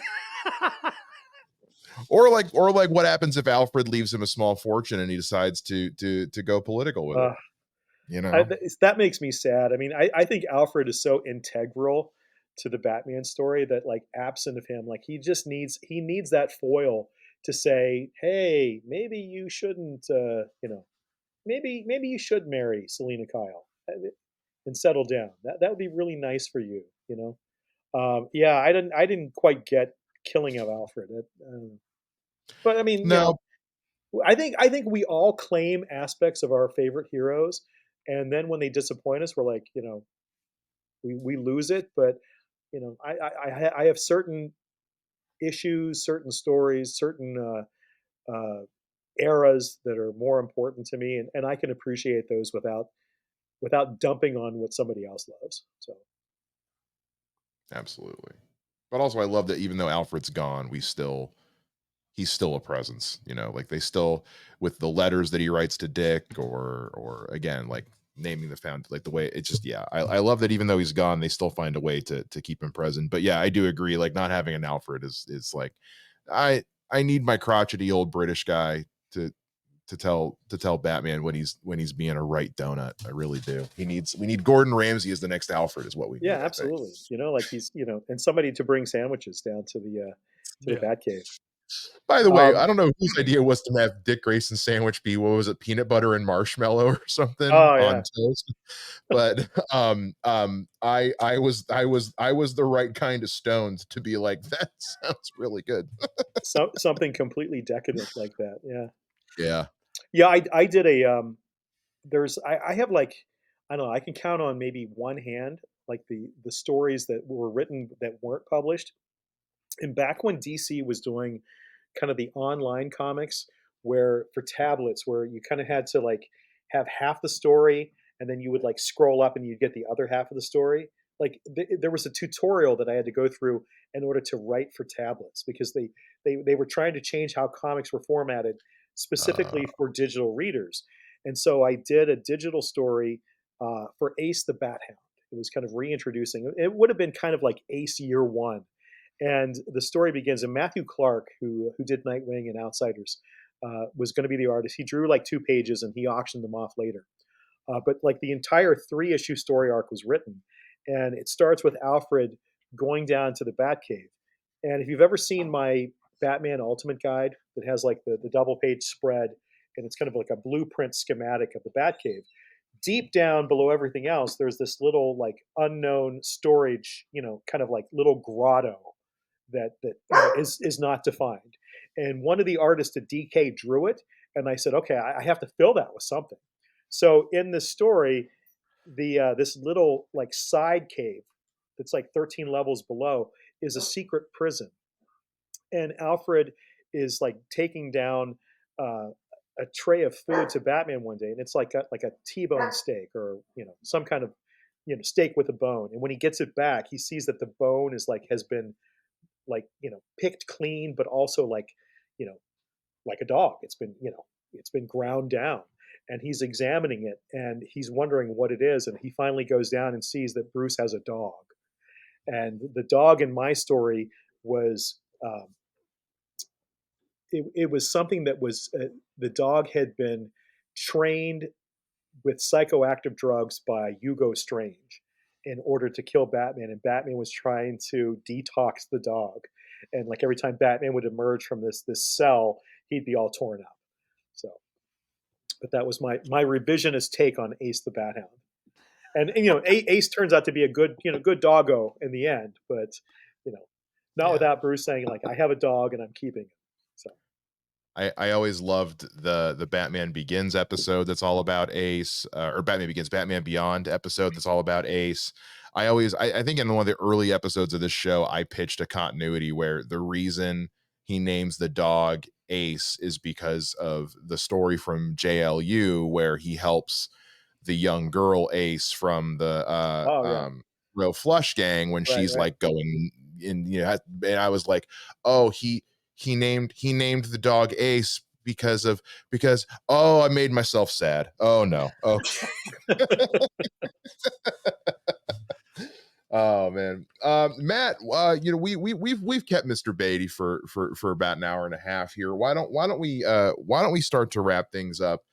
He's been so generous with his time. You had one question I strongly opposed asking him that you were adamant about asking him at the end. So I'm going to let you do maybe we should wait for the next time he comes on. What do you think? Go ahead and ask the question. I've already set it up. Okay. All right. So I have this question I like asking people when it comes to the creatives and things of that nature. Okay.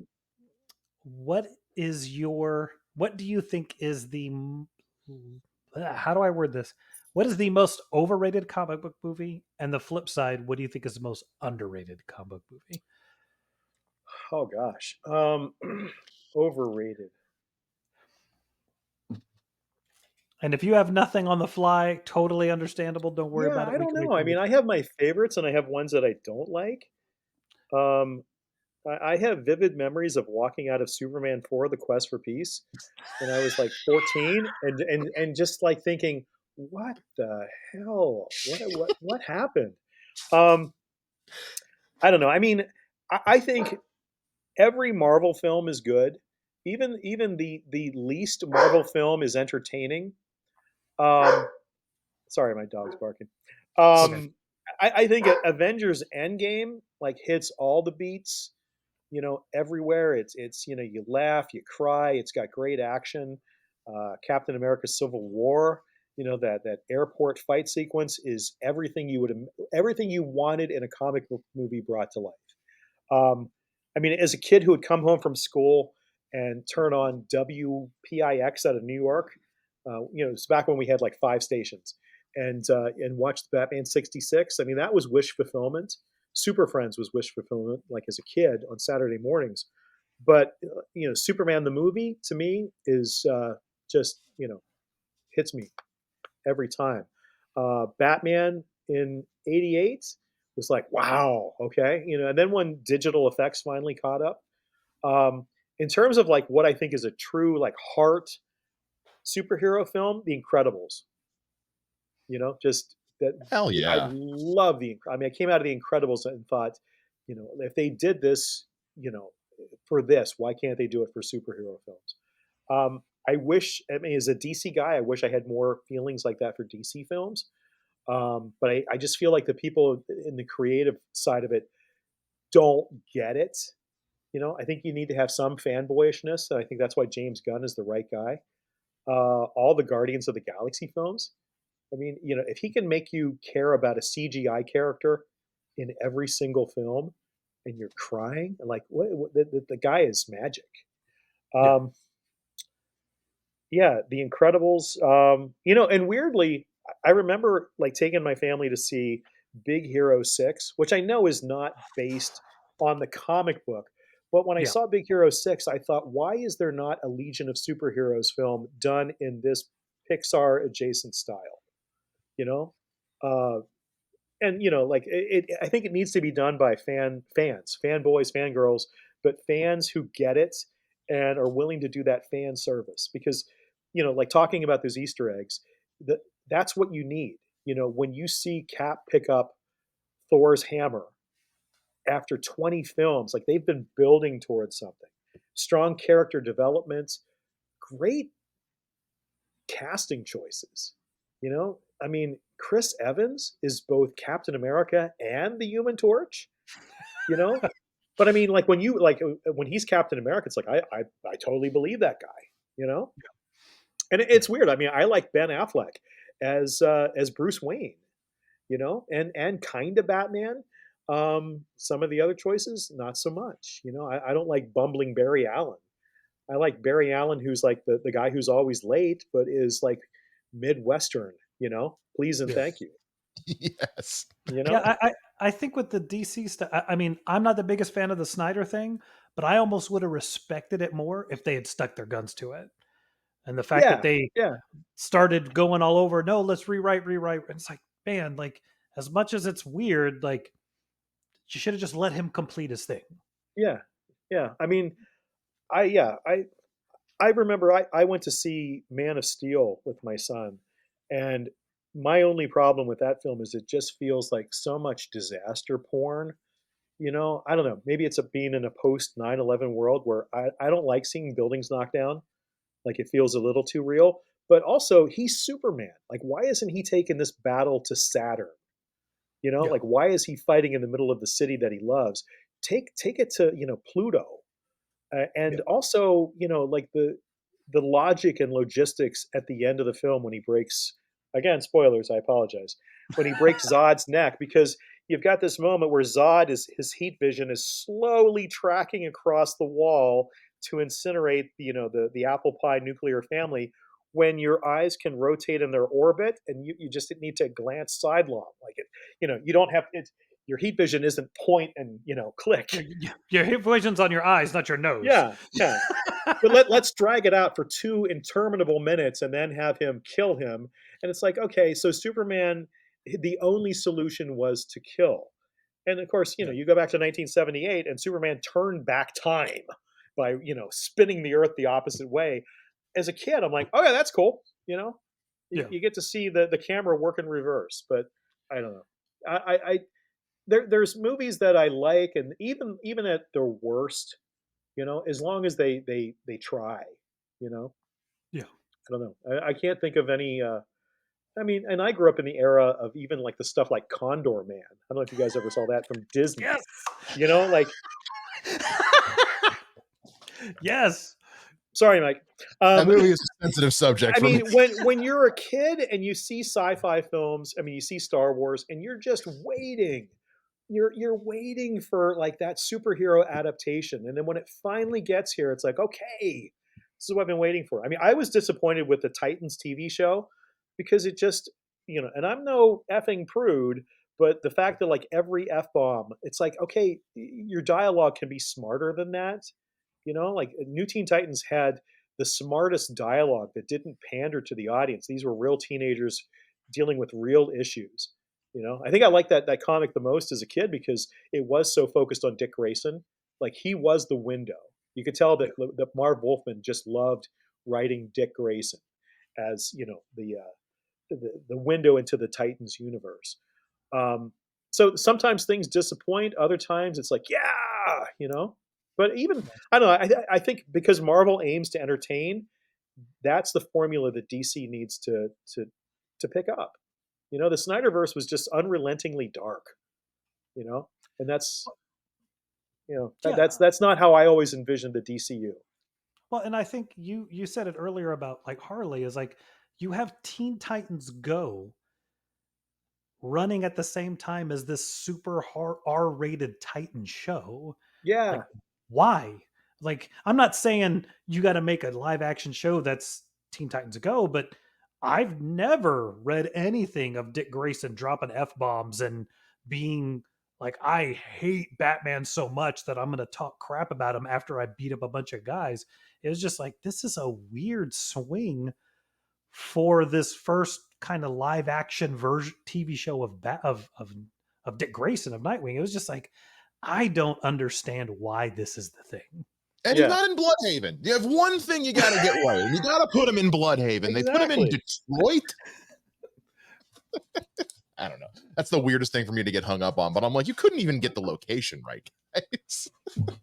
I think that's why the Nightwing book that led to all this Nightwing fandom was so good because Chuck had this whole new place. You could establish a whole new rogues gallery.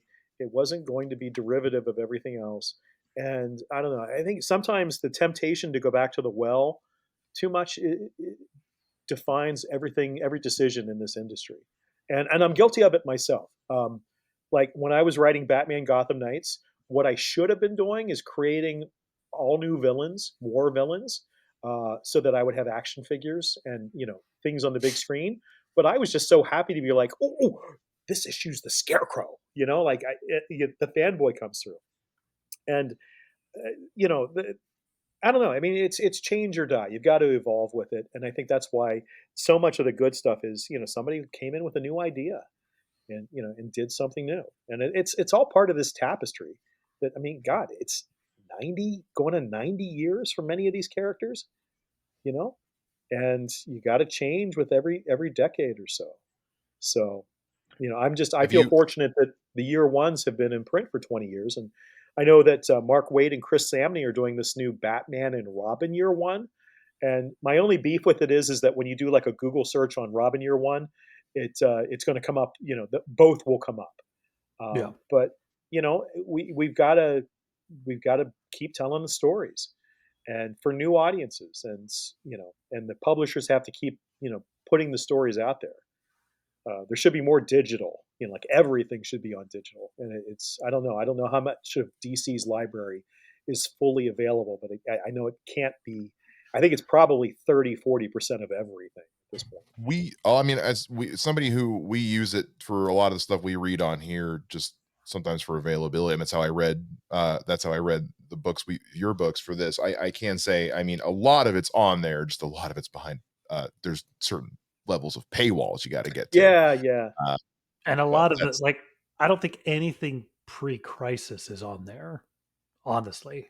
I mean, I haven't looked, but I think everything is like mid to late 80s and onward towards that. You can't go read the classic 70s on some of those titles. So it's. But they do have League of Extraordinary Gentlemen, so Yeah, I mean, digital's the way to go. Certainly. I was happy. I did a series with Chuck called Unprepped. 2 years ago, it finally came out. We started at IDW. It was kind of approved and green-lighted the fastest I've ever had any project. And then we wrote it. It was drawn, everything but colors and letters, and IDW sat on it because they were going through corporate restructuring and financial issues. And they said, hey, you could buy it back. And, the price was, a little higher than, people that teach and write can afford. So we waited the 5 years on the contract, and we got it back and had it colored ourselves. And we published it through Antarctic Press. And now it's available for the Nook on Barnes and Noble, and I'm trying to get it so that it's on Amazon and Kindles. But that's how you get other stuff out there. Like, it's not all print. The cost of getting a printer up and running is the same for a 500 issue run as it is for minus the paper, a 5,000 issue run. So just getting the material out there, webtoons, like it's all new formats. And so there's got to be somebody whose sole job it is just to scan old comics, on a flatbed scanner, and then do the separations or fix the color to get it out on digital. So there's got to be some Photoshop interns out there who just need credit for a summer at DC. I'm saying, absolutely. Putting on the special gloves so that they can touch the Golden Age stuff and the Silver Age stuff. Just get the guys that handle the Declaration of Independence. So get Nick Cage or somebody they can handle it. Scott Beatty. I can't. Sorry, go ahead. I didn't mean to. I was just going to say, hey, why are you wearing a trench coat to work today? No reason. Just walking out with Batman with Detective Comics #4 just under here. It's not comics. It's Leia. It's Princess Leia. It's okay. Are you stealing comic prints again? No, it's Declaration of Independence. Oh God! Do you guys know the story? I hate to extend this, but no, please. For the longest time, art returns weren't a thing.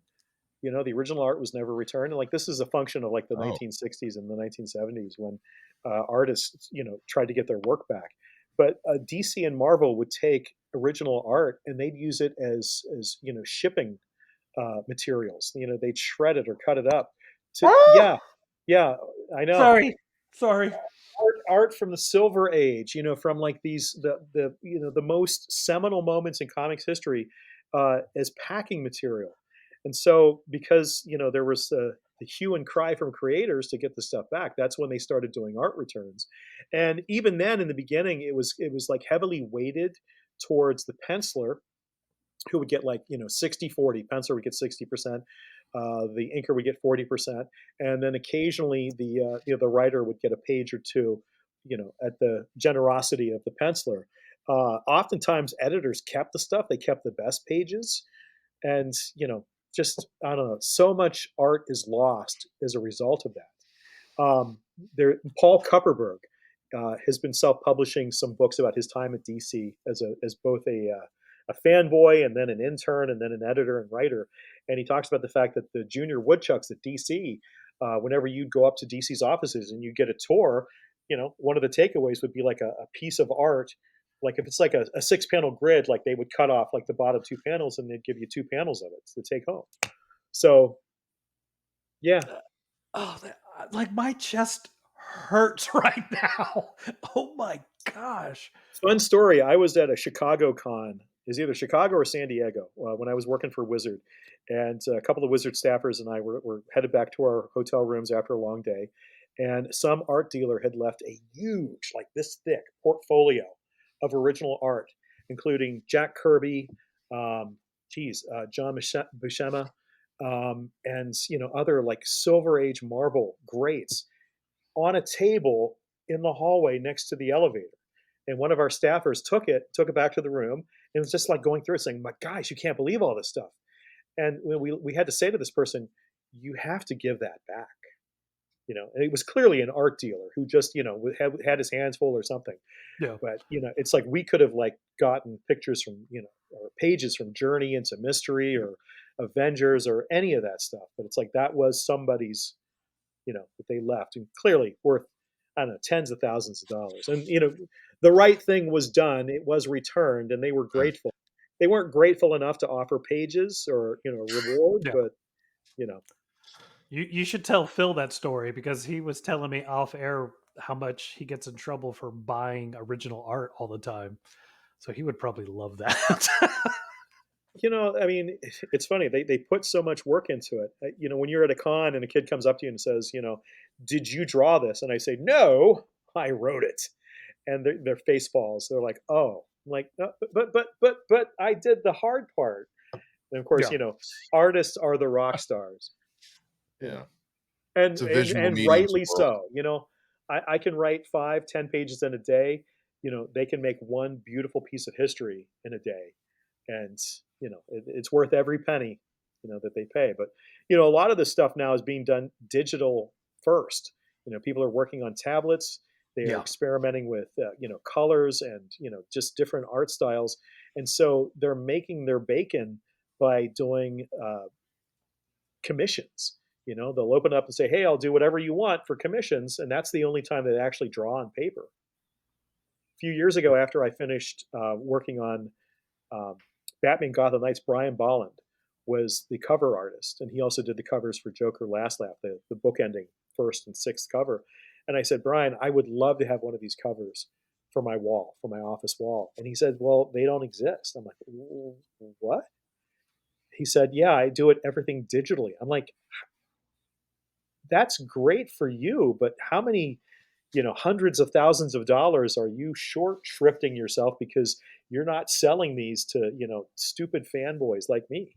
So, but apparently that's Yeah. just he doesn't touch a page. He just does it all and with such detail. So the industry has changed too.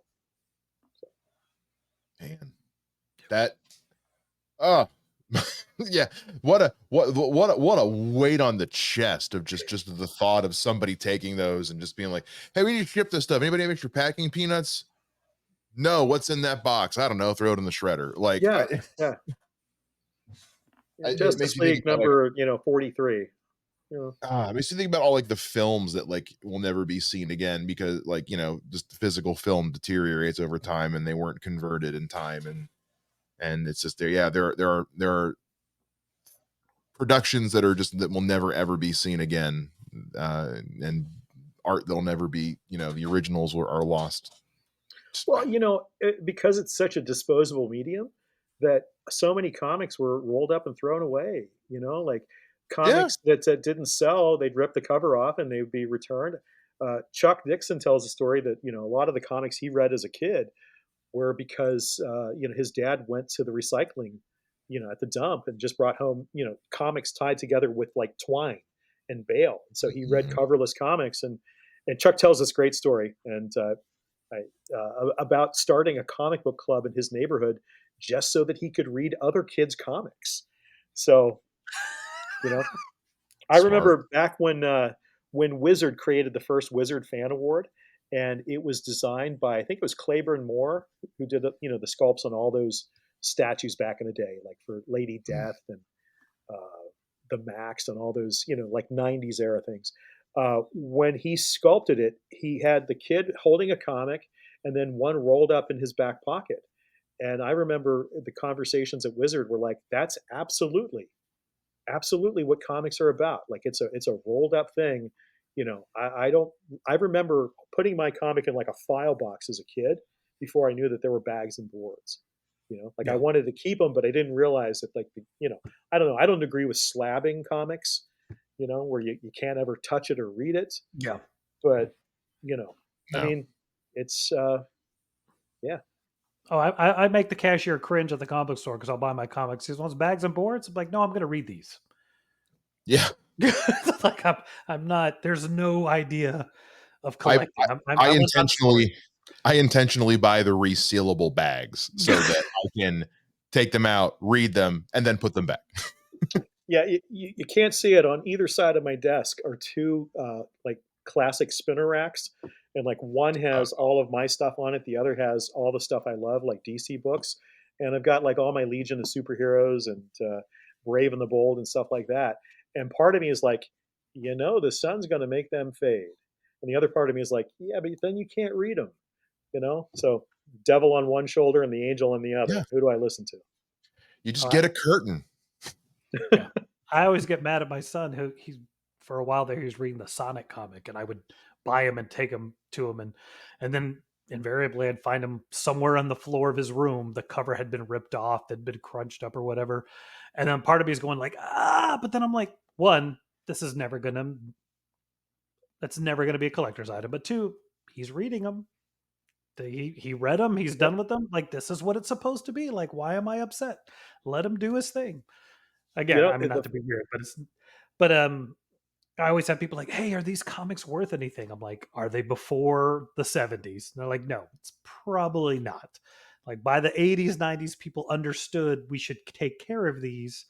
Very rare is there a really valuable comic after that, because before people were just like throw them away, roll them up, trash it, make them decoration. Like that was what made it rare and so valuable. Is that, like you're saying, like they just didn't care about them. It was a fun thing to have. Yep. So yeah, it's like no, yes, yes. The Image X-Men #1 is the most is so valuable. It sold the most comics, but everybody bought it, so nobody needs to buy it from you. Exactly. You know, when I was in Iceland, I went to a bookstore and I was looking for comics, and I saw all the Icelandic comics, which is a whole other conversation of what they're into. But there was a reprint of Batman. It was like 120 pages, so it's like a phone book edition of like different Batman stories, past to present. And then they had like Disney Scrooge, Uncle Scrooge McDuck, and you know like the Huey, Dewey, and Louie or whatever. And what was interesting to me was the Batman comic you could page through, but the Disney comics had a single piece of like white adhesive tape on the middle for all of them. So they're taped shut so that you have to rip it in order to read the comic. I don't think just knowing how fragile comics are that you could peel it off the cover, but it's like, okay, we're not going to have these damn kids reading the comics on the stand. You know, like you have to buy it. This ain't no library, kids. You know?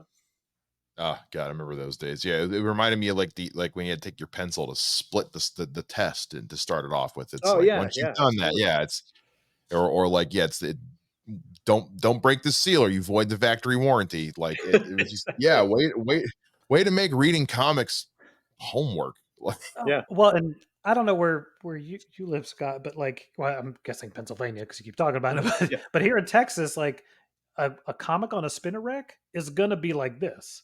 Between the humidity and the heat, Oh if it's yeah. in a gas station, a spinner rack, and the doors open and closing, and they're all like that. So there's like, I remember trying to sell back a comic one day, and the guy feeling it, going like, "No, this has been this." I'm like, "We're in Texas, bro. That's everything here." Yep. And it was he like degraded part of the price of it, and I was like, "All right, this is stupid." But yeah, yeah, that's just the normal. Just even having them on the shelf, it's insane. I've heard my comics have never been in an attic because, of course, the heat, you know, is terrible for the paper, especially newsprint. And they've never been in a basement, which you know, then you have the you know the moistness and all that stuff. But I've heard so many horror stories from people that have had their comics even on you know in white you know Mylar snugs and backing boards, white boxes that the sump pump breaks down during a tough storm and their comics are ruined. You know, like it's the waters rise and their collection, you know, floats away. Like, nope. Yeah, I had the neighbor's wash machine broke and Oh, flooded my apartment.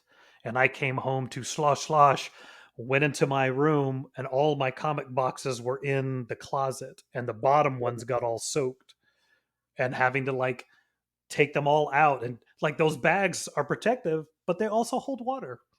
yeah. Oh God, So having to that's so like sad. take them out and lay them out and just try to dry them, and it was just like, yeah, it's just that thing that protected them also became their downfall. Like most of those things were just gone. Yeah, But it and is you what know, I think some of it exists in such small quantities that you know, if you lost it all, like in a tornado or a fire, I don't know. I don't think I'd try to replace it. I think it'd be too hard. It'd be too sad. I'd be like, yep, yeah, I'm done. yeah, that's what happened you when know. somebody stole my box of Magic the Gathering cards in college. I said, "All right, Oh well, no, I'm done with that hobby. I'm not yikes. replacing those. That's not happening."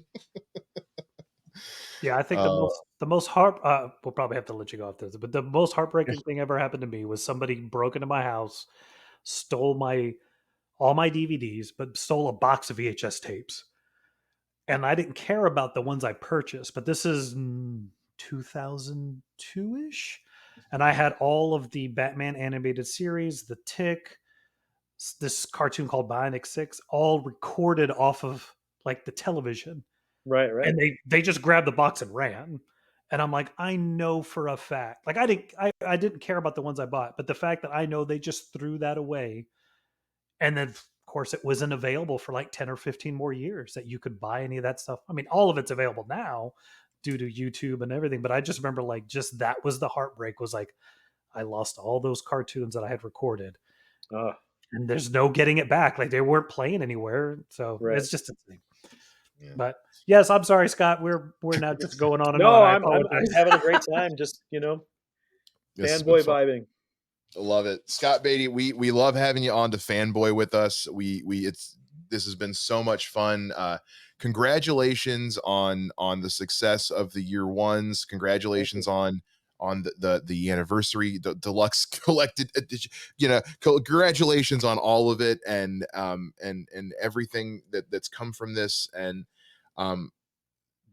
we've loved reading these. These have been so much fun, and so thank you for taking the time to come on and talk about just your career in comic books and nerddom with us so much. Thank you so much. Thank you guys for keeping the flame alive, and for for talking about them and enjoying them. I mean, that's really, like, I don't know, like I was told once that every story is somebody's favorite story, but I'm really proud of these. I mean, I worked, all of the creators, I worked really hard. I think everybody who works on this does it out of love. Nobody comes into comics, just on a lark.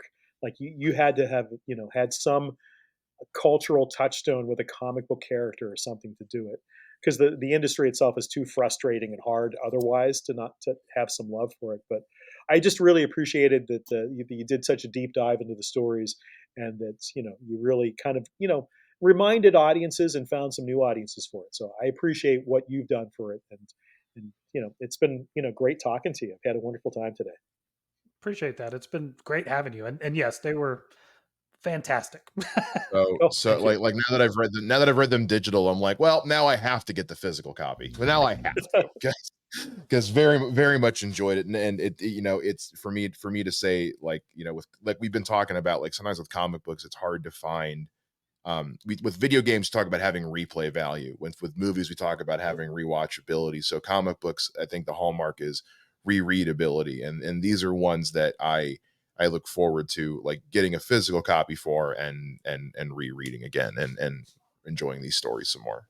And even take it a step further for me, and like I have kids way too old and young. I did a dumb thing and got married way too late, and now I have littles and olders. But just to be able to find a book that everybody can read, it's so rare, because like you're saying, either you have this dark, gritty, ridiculous, okay, well, the teenagers can read it, but the little ones can't. Right. Or the flip side is like, this is Sonic the Hedgehog, the littles will read it, but something like Batgirl that I think all of my children have read and have just enjoyed it so much, and I enjoyed it. Buying it to go, here, Rain, who was at the time was like 12, 10, read this, you'll like it, it's Batgirl. And then she read it and I was like, yeah, I liked it a lot. I was like, oh, cool. And then like one day come across and go like, I'm gonna read this is really good, and I think I've read it 6 or 7 times, and then given it to my son.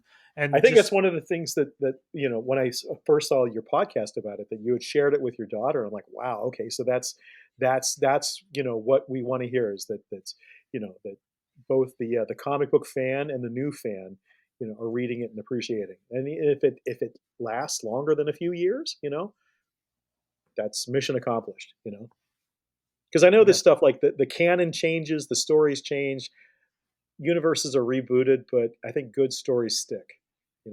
So if you can tell a good story, then you've done a good thing in comics. Well, you've done a good thing in comics, Scott. We're all about stories here, and yours were some of our favorites. So thank you, and thank you for coming on the show, and thank you for spending 2 hours of a Saturday Awesome. with us. It went by fast. It did. This has been, and I'll always be the first guest. So you will always be our first guest. You absolutely will. So guys, that was our conversation with Scott Beatty. We hope you enjoyed it as much as we did. Even on editing this thing afterwards, like getting to relive this on my own has been great. It's a moment I'm gonna think about. It's an afternoon to think about a lot. Oh yeah, and if you guys have a reason to ask him to come back to discuss something, please let us know. We're Go gonna ahead. come up with something because he's coming back. Yeah. We've already talked with him. He wants to come back on anytime. We'd love it if you guys just, I think maybe the next time we do a Q&A episode, we should get Scott involved and we can have you guys send in questions. We'll see. But in the meantime, if you want to send in questions, the easiest way to do that, transition, is to follow us on all social media at WATB Pod, Facebook and Instagram. You can also follow me on social media at Mr. Mike Shea. You can find me on Twitter at Mr. J Ninja. That is going to do it for this episode of We Are the Batman. We'll see you guys again next time. Same bat time, same bat podcast channel. Bye-bye.